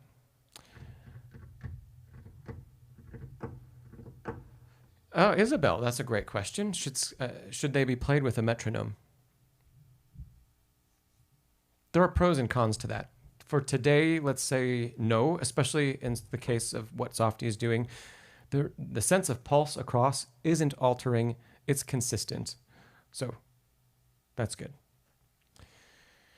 Okay, so we've got a couple things. Going back to Bachward's Fellow, tension in the right hand fifth finger. We saw that because 5 was sticking up a lot. And there was another thing that happened, Softie, as you played. When you'd use the fourth finger, 5 would like articulate out even further. The tip of the finger of 5 would go, and it get extended even more. Okay? We're going to bring this back together, by the way. We're going to do a lot of critique. It's okay. We're going to bring it all together, and I'm going to give you some tips for taking things to the next step, okay? 0, you say there's a lot of going up and down with the hands. I would say especially the wrists, there's more up and down happening. Okay, those are good observations. 0 also said use more rotation. That's at a really advanced level, yes, but we're not going to go there today because the tempo is not advanced enough to require rotation yet. Let's see. Becky said hands could be fluid and closer to the keys. Yes, and we are all here to support you. Yes. Bachward's Fellow. Fingers are individually arriving at each note. It would be better to form groups. Good stuff. B. Booker said there's a kind of a skipping sound when shifting position. These are great comments. Okay, so congratulations to lots of you here that you're picking up on these kinds of things. So Softie, just to reiterate, just because people are saying certain things does not necessarily mean that they're an expert at it yet. They might have more to learn as well, but it's just a learning experience for everybody. Okay. Okay, let's start by tackling the tension issue, Softie. When you're practicing your scales, and you're practicing them legato, which is how you played all 4 variations, let's drop the tempo a lot. So, drop the tempo so far. Maybe you weren't here for the part of the stream when we talked about this earlier. So far, that when fifth finger maybe needs to be engaged, like right there, to get from a B on a white key to a C sharp. Look, my fifth finger has to be involved there as well to get 4 to kind of extend a little bit. The difference is, look at the position of 5 the entire rest of the scale. For a brief moment, and then for a brief moment. Some of that is a little rotation because I cannot. The tendon between 4 and 5 in my body is so tight. And by the way, there's not a way to change that. The tendon is so tight that I cannot lift 4 at all off the key. I'll zoom in on that. It does not prohibit me from doing anything. Repertoire-wise, speed-wise, that is how far I can lift 4 off the key without engaging 5. That's not enough to get on top of the black key and play legato. Nor do I need to somehow try to practice. I can't physically do it. The tendons are not built in my hand that way. So, having a little bit of articulation of 5 for the sake of 4 is okay, as long as 5 behaves immediately. And it behaves here where it's not in use, and 4 isn't in use. As soon as 4 plays, guess what? 5 is behaved, and it's at rest. Behaved and at rest. And then we go back down. Whoop, changed scales midway there. Going down because 4 can already be placed on that C sharp. 5 has behaved the whole time really well. Okay. Softie, that's your first job when you're playing legato scales. Get 5 to behave better. That doesn't mean curl it in, and it doesn't mean stop. Don't actively try to do the opposite of having it fly away. Just be aware of where 5 is and make sure it's relaxed. And take a slow enough tempo that it stays relaxed. Because if we continue to practice and we try to push tempo through that engagement of 5 and truly 4 for scales, and the tempo goes up and up and up and up and up, we're going to come to a point where we cannot play any faster, and we're going to have to rebuild everything from the ground up. And it's going to revolve around going back down to a very low tempo to do that. The sooner you do it, the better. Because you're going to hit a point where you cannot play any faster. Because, and it might be about there. If I hold 5th finger up like that, I can't really play any faster than that. But if I don't,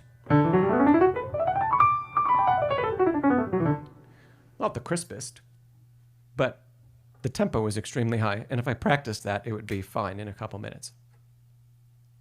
Okay. Softie, I wouldn't rotate yet. I'd get the fingers under control first. Rotation, we can add rotation as we want to speed up the scale more and more in the future. But let's just work on the fingers first.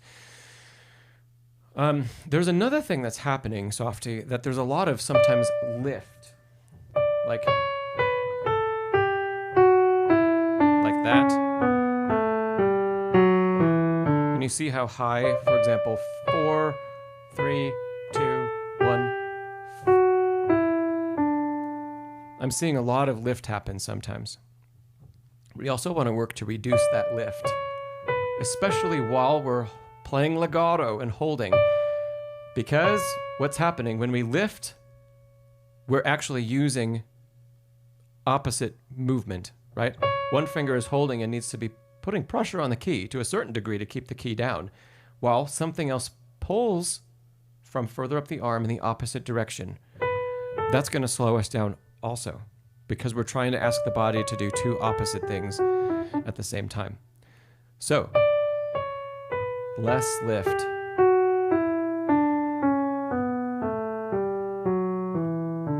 Guess what? You can still learn how to play very forte without lift.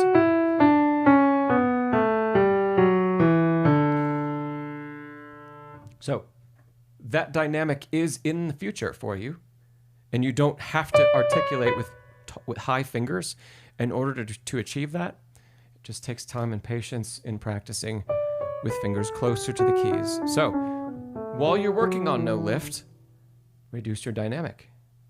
Let it just be piano. Okay? Chopin's hearts, you say, is my index finger curling in?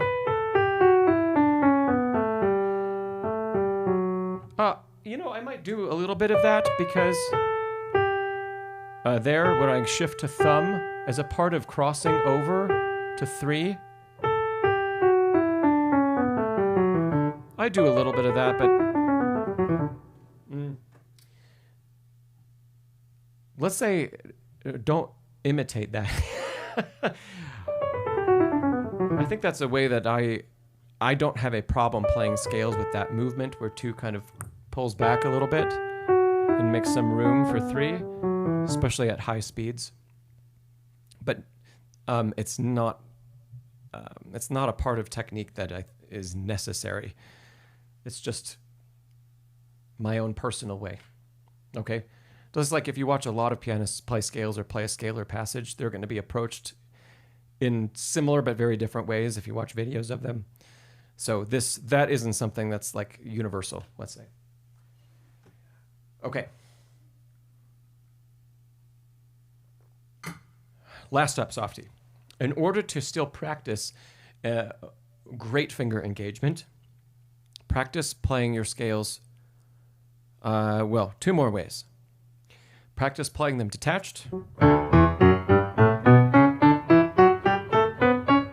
a nice tempo. Everything's really relaxed, yes? And also practice them, we'll go back to legato for this, but practice them in long, short groups.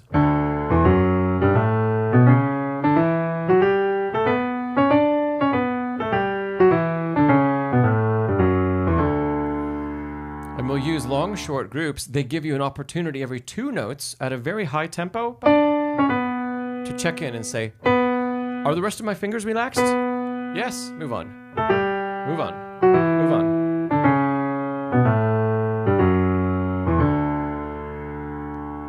Okay. Those are my tips for your scales, okay? Great stuff. And great work for the rest of you that commented in being observant. That's good. And let's see. Yes, like Chopin's Hearts said, you never thought of the benefit of video to watch your hands. Yeah, totally. Yeah, you could do what Softie did and kind of put a camera up, maybe on a stand or somewhere close by.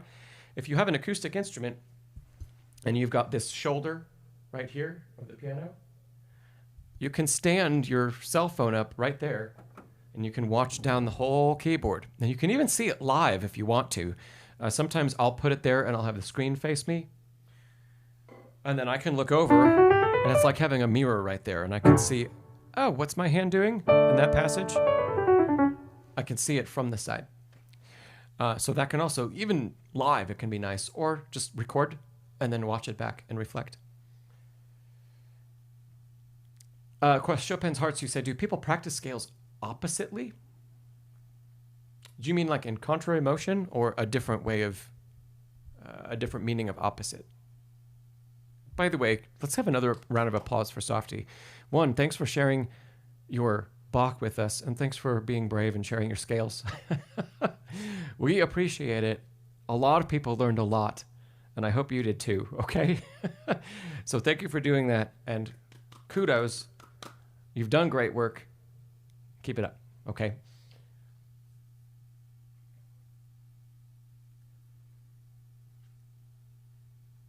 Yeah, Chopin's Hearts, a contrary motion.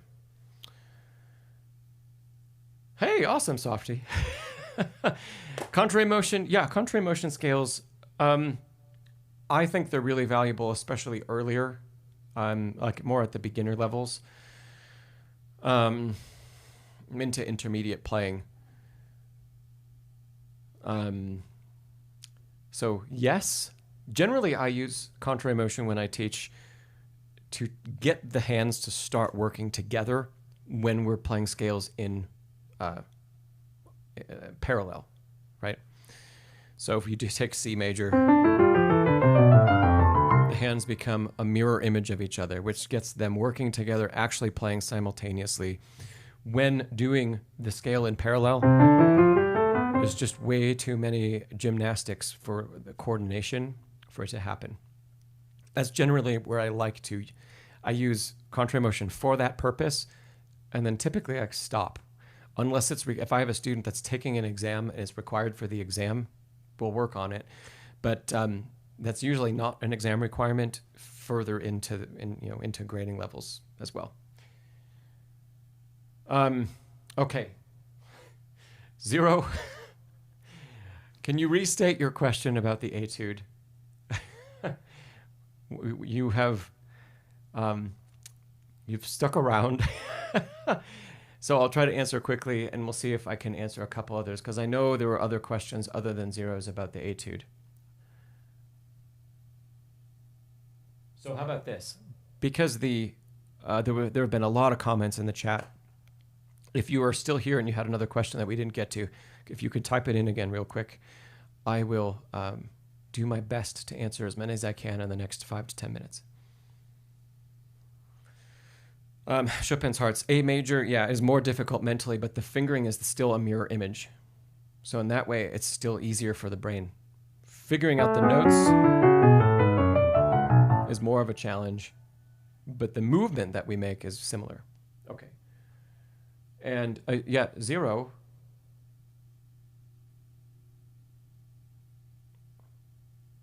Oh gosh, we had a question from Z Spark about scales that I missed.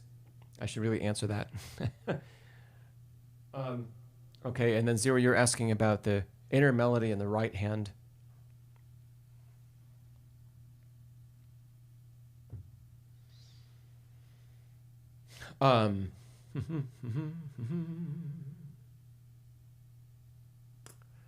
Oh, thanks, Isabel. So Z-Spark, you asked, when doing scales, should your fingers that play black keys hover over the black keys as soon as you get past a crossover? Yeah. I'm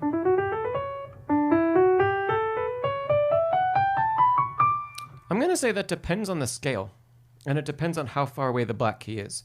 So I was just demoing D major because that's what we were using. And the fourth finger is the last finger before the next thumb tuck. So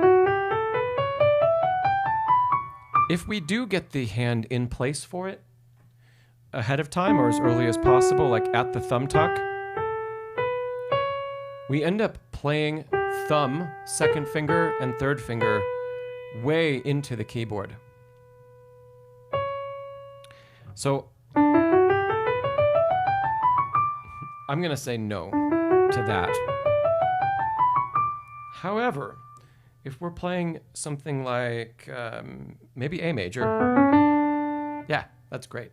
When we make that first tuck of the thumb, because the first black key after the change is only 2 notes up instead of 3, that makes a big difference. And also we're using our longest finger to play the F sharp. So we absolutely can be in a good place on the keyboard for the thumb to play and be in a good place for the third finger. Yeah. G major would be like D, where when we cross, you can even see when I cross, I'm not ready for the F sharp. I will move myself there later in the scale, depending on where I need to go. Yeah, Z-Spark, I hope that helps. And let's see. Going back to Zero's question about Chopin.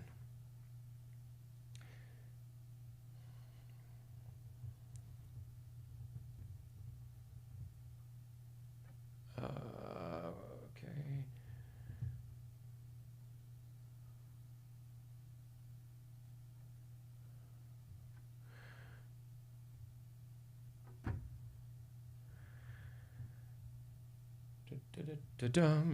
Let's see.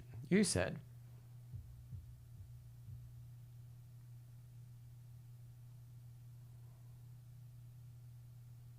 how can you bring out the inner melody in the right hand without making the accompaniment sound too heavy?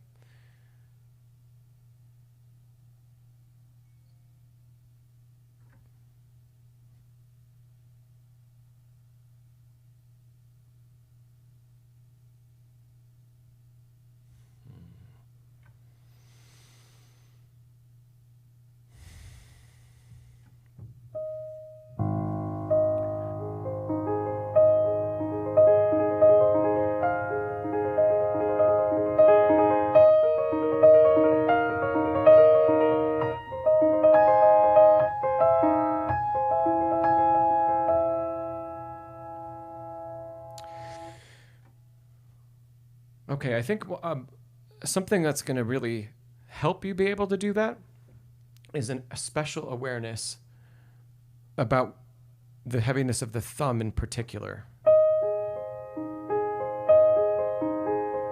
Making sure that as we move through each of these arpeggios,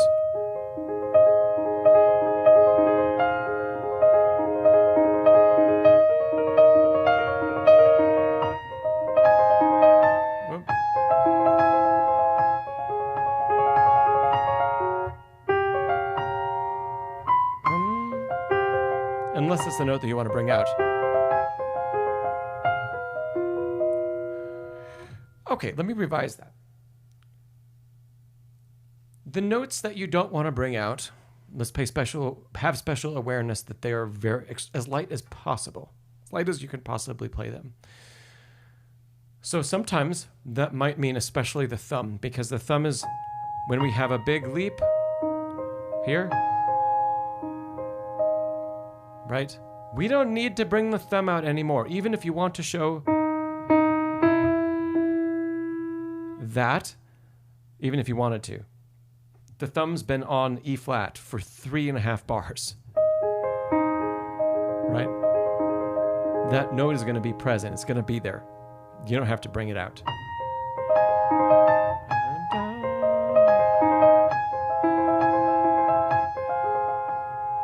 And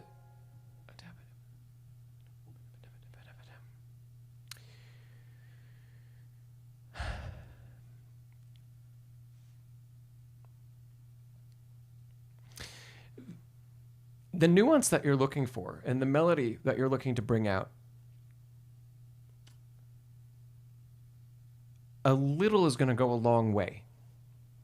So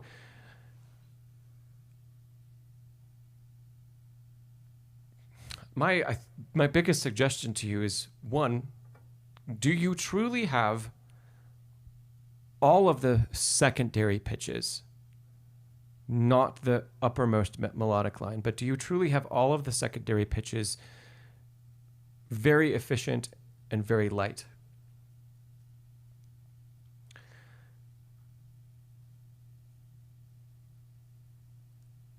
So that should take a great deal of time.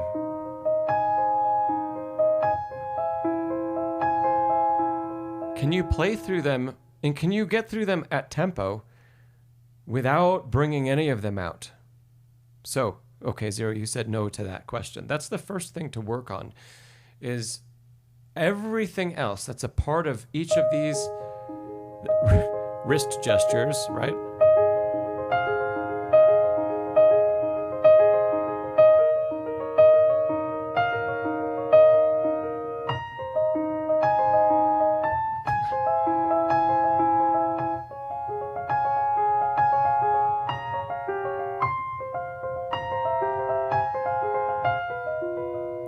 So each of those melodic pitches should be followed by an extremely quiet accompaniment. Sure. Hey, is it Ollie, dude? Hey there, welcome. And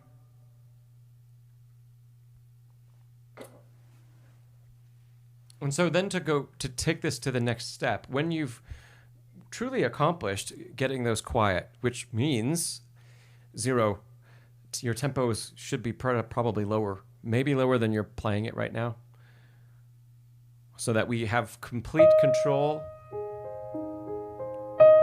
of all of that, and that this movement is very free and relaxed.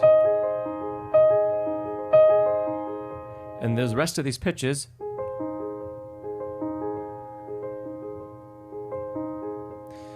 Chopin's Heart, you say it's like avoiding a hard landing on the thumb.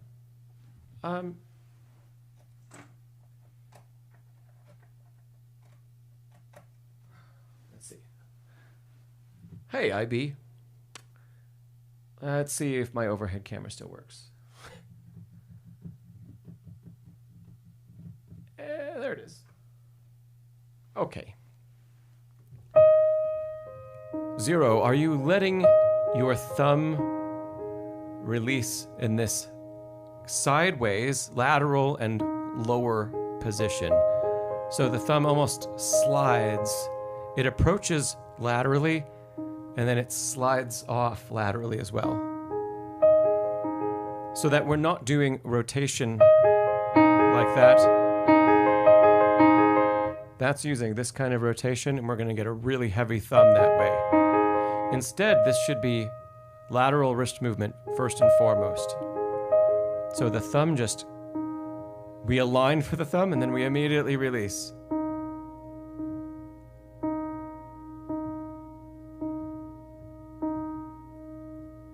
Here, in fact, what I'm doing right now, let me do that again, and I'm going to do it slower and talk you through it. This is the first bar of the etude. Notice the notes that 5, 4, and 2 are on. And then I'm going to transition to the next bar. So there's the F. Next beat is here. Bar 3. Middle of bar 3.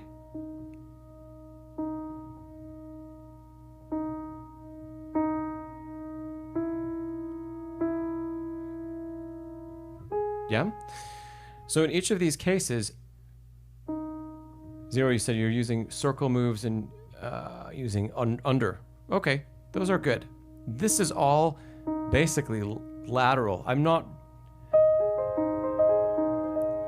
There was a little bit of an up and down movement. I'll show you that from the other side in a second. But all of this was taking the position of the upcoming arpeggio chord, if you thought about blocking them.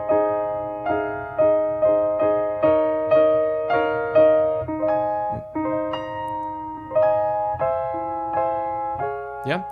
So that kind of position is saying, can I move without playing those upper pitches and gracefully slide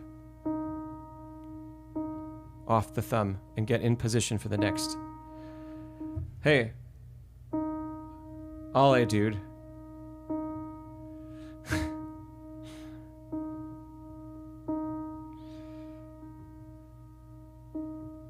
I don't know, man. Zero, is this making sense to you?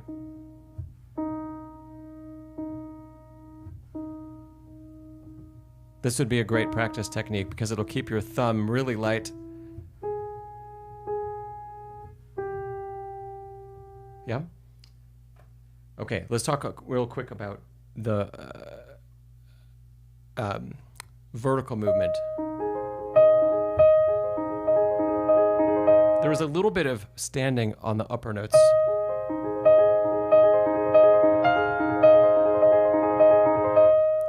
So there's a little coming up, down. But it's very shallow. And Zero, how you want to approach that at high speed, it's exactly the same. So when I come over to the thumb side, look, it's mostly just sliding back and forth like I just showed.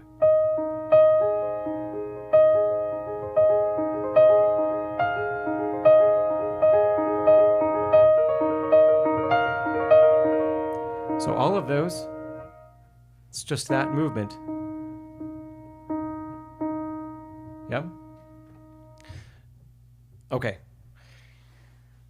I think we need to start by having complete control over that first.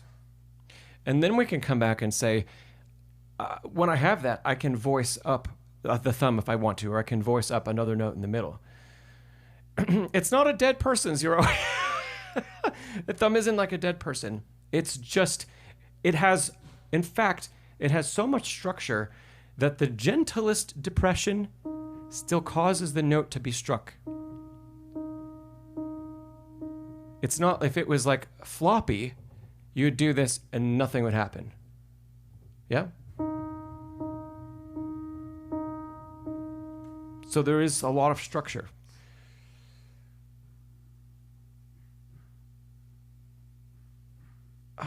And so Chopin's Heart, you're talking about a similar issue. The left hand and the pinky wants to grab a key? Is it more about listening while playing or controlling the fingers? Both, truly. Because, so like what we're working on here, 0, what you should be focused on is what tempo can I take and can I hear that the thumb is behaving and that the gesture is very smooth and easy to navigate all of these arpeggios. Right? When the gesture is easy, that's our maximum tempo. That includes these bars. Yeah. So the ones O or the ones that are really wide, when the gesture is easy and comfortable, that's your maximum tempo. 0. We've talked about that before. You said you can't play it slowly, it triggers you. That's the only way, truly, it's the only way we're going to get the rest of this under control. And tension-free. Tension-free stems from, if you want to play quickly, tension-free, one, you can't get there unless you already know the technique to employ to play it quickly, tension-free. So there's 2 approaches. One is slow down until we find where tension-free exists for us. The other approach that can sometimes work is speed up a tiny bit. Can you play that bar at tempo and can you play it tension-free? How fast can you take the tempo, tension-free? And then what can we learn about the movement at the high tempo?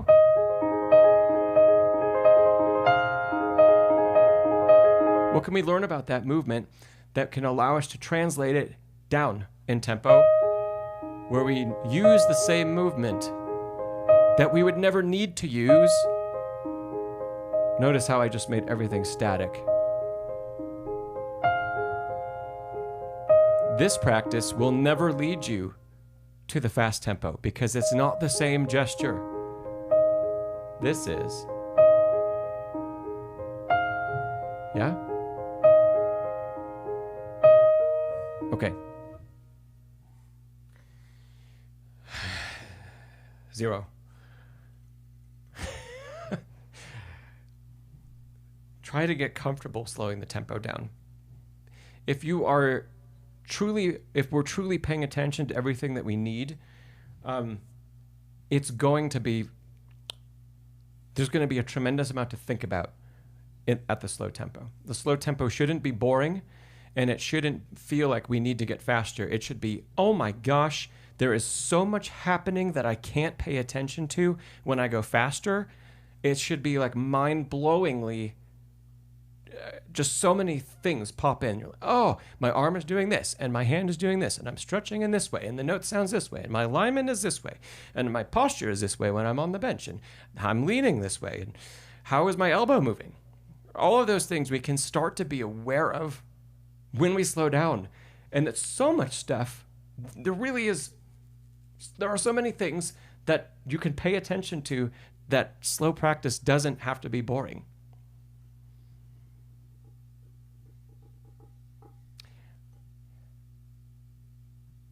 Yeah, Bach's Fellow, that's a great comment, I think.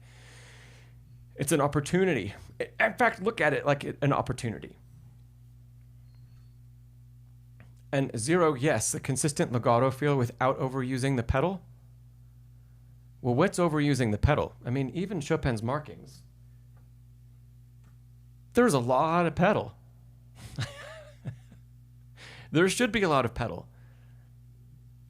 Part of the purpose of the etude is creating legato connection with 1 or 2 of the same fingers, 4 and 5, right, on top, without being able to connect them with finger legato. So, is there such a thing as overusing the pedal? Yeah, if you blur harmony together, maybe, and that F continues to ring. No.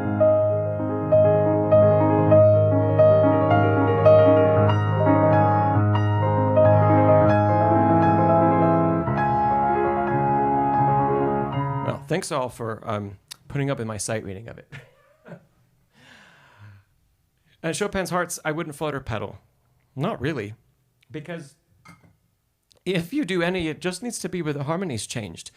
Because if we do too much flutter pedaling, or we do sit too much around half pedal, our fingers can never, in this etude, they can never stay connected to any of the notes. If you're staying in the key, we're playing it with the wrong technique, right? It should feel like we're floating with both hands.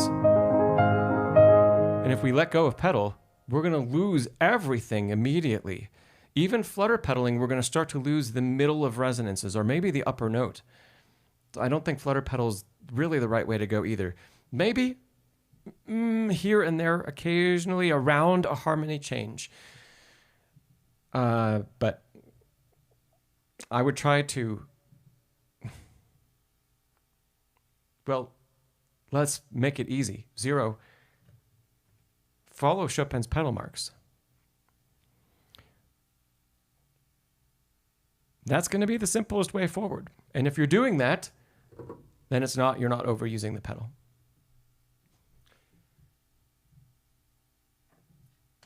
Okay.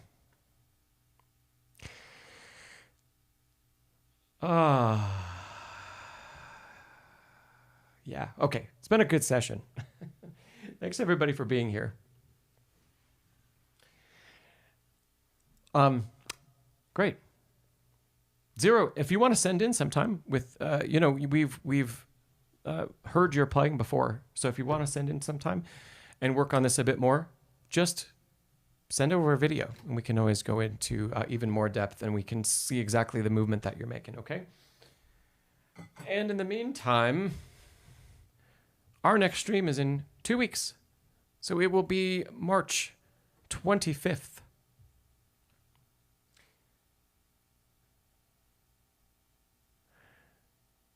0, my email is in the description down below, okay? And thanks, Chopin's Hearts. Thanks for the questions, and thanks for the questions from everybody. 0, you got 2 in today. Good for you. Yeah, XP, thanks for being here. Everybody, thanks for being here. If you haven't hit the thumbs up button, please, if you could hit the thumbs up button. Check out the new course on Schubert's Moment Musical number 3 in F minor. If you haven't already, the free preview is on YouTube. The course is out. We talked a bit about some great practice techniques today. So remember, you can check out the 7-hour course that I have on practicing. That has so many tips, and it's in the description below. And, for those of you that are here, speaking of how to practice, I do practice audits with my group, sometimes with my private students, but with my group, the Next Level Pianist Academy group. That link is in the description below too, where you send in 5 minutes of your practice, and we talk about, did you use it really well, and how could you have used it better? So, if you're interested in that, that's huge, huge for people, because how often do you get your teacher or a teacher actually sitting in with you during practice saying like, whoa, hopefully that's really good, but more often than not, what were you thinking? And practice is where it all happens. It's where all of the progress happens, right? It's not at the lesson. It's the whole rest of the week that you're practicing. So anyway, you can check that out. That's down in the description below as well. All right, everybody. Take care. Have a great couple weeks. Hope to see you around the channel some more. And see you next time or in the comments. All right.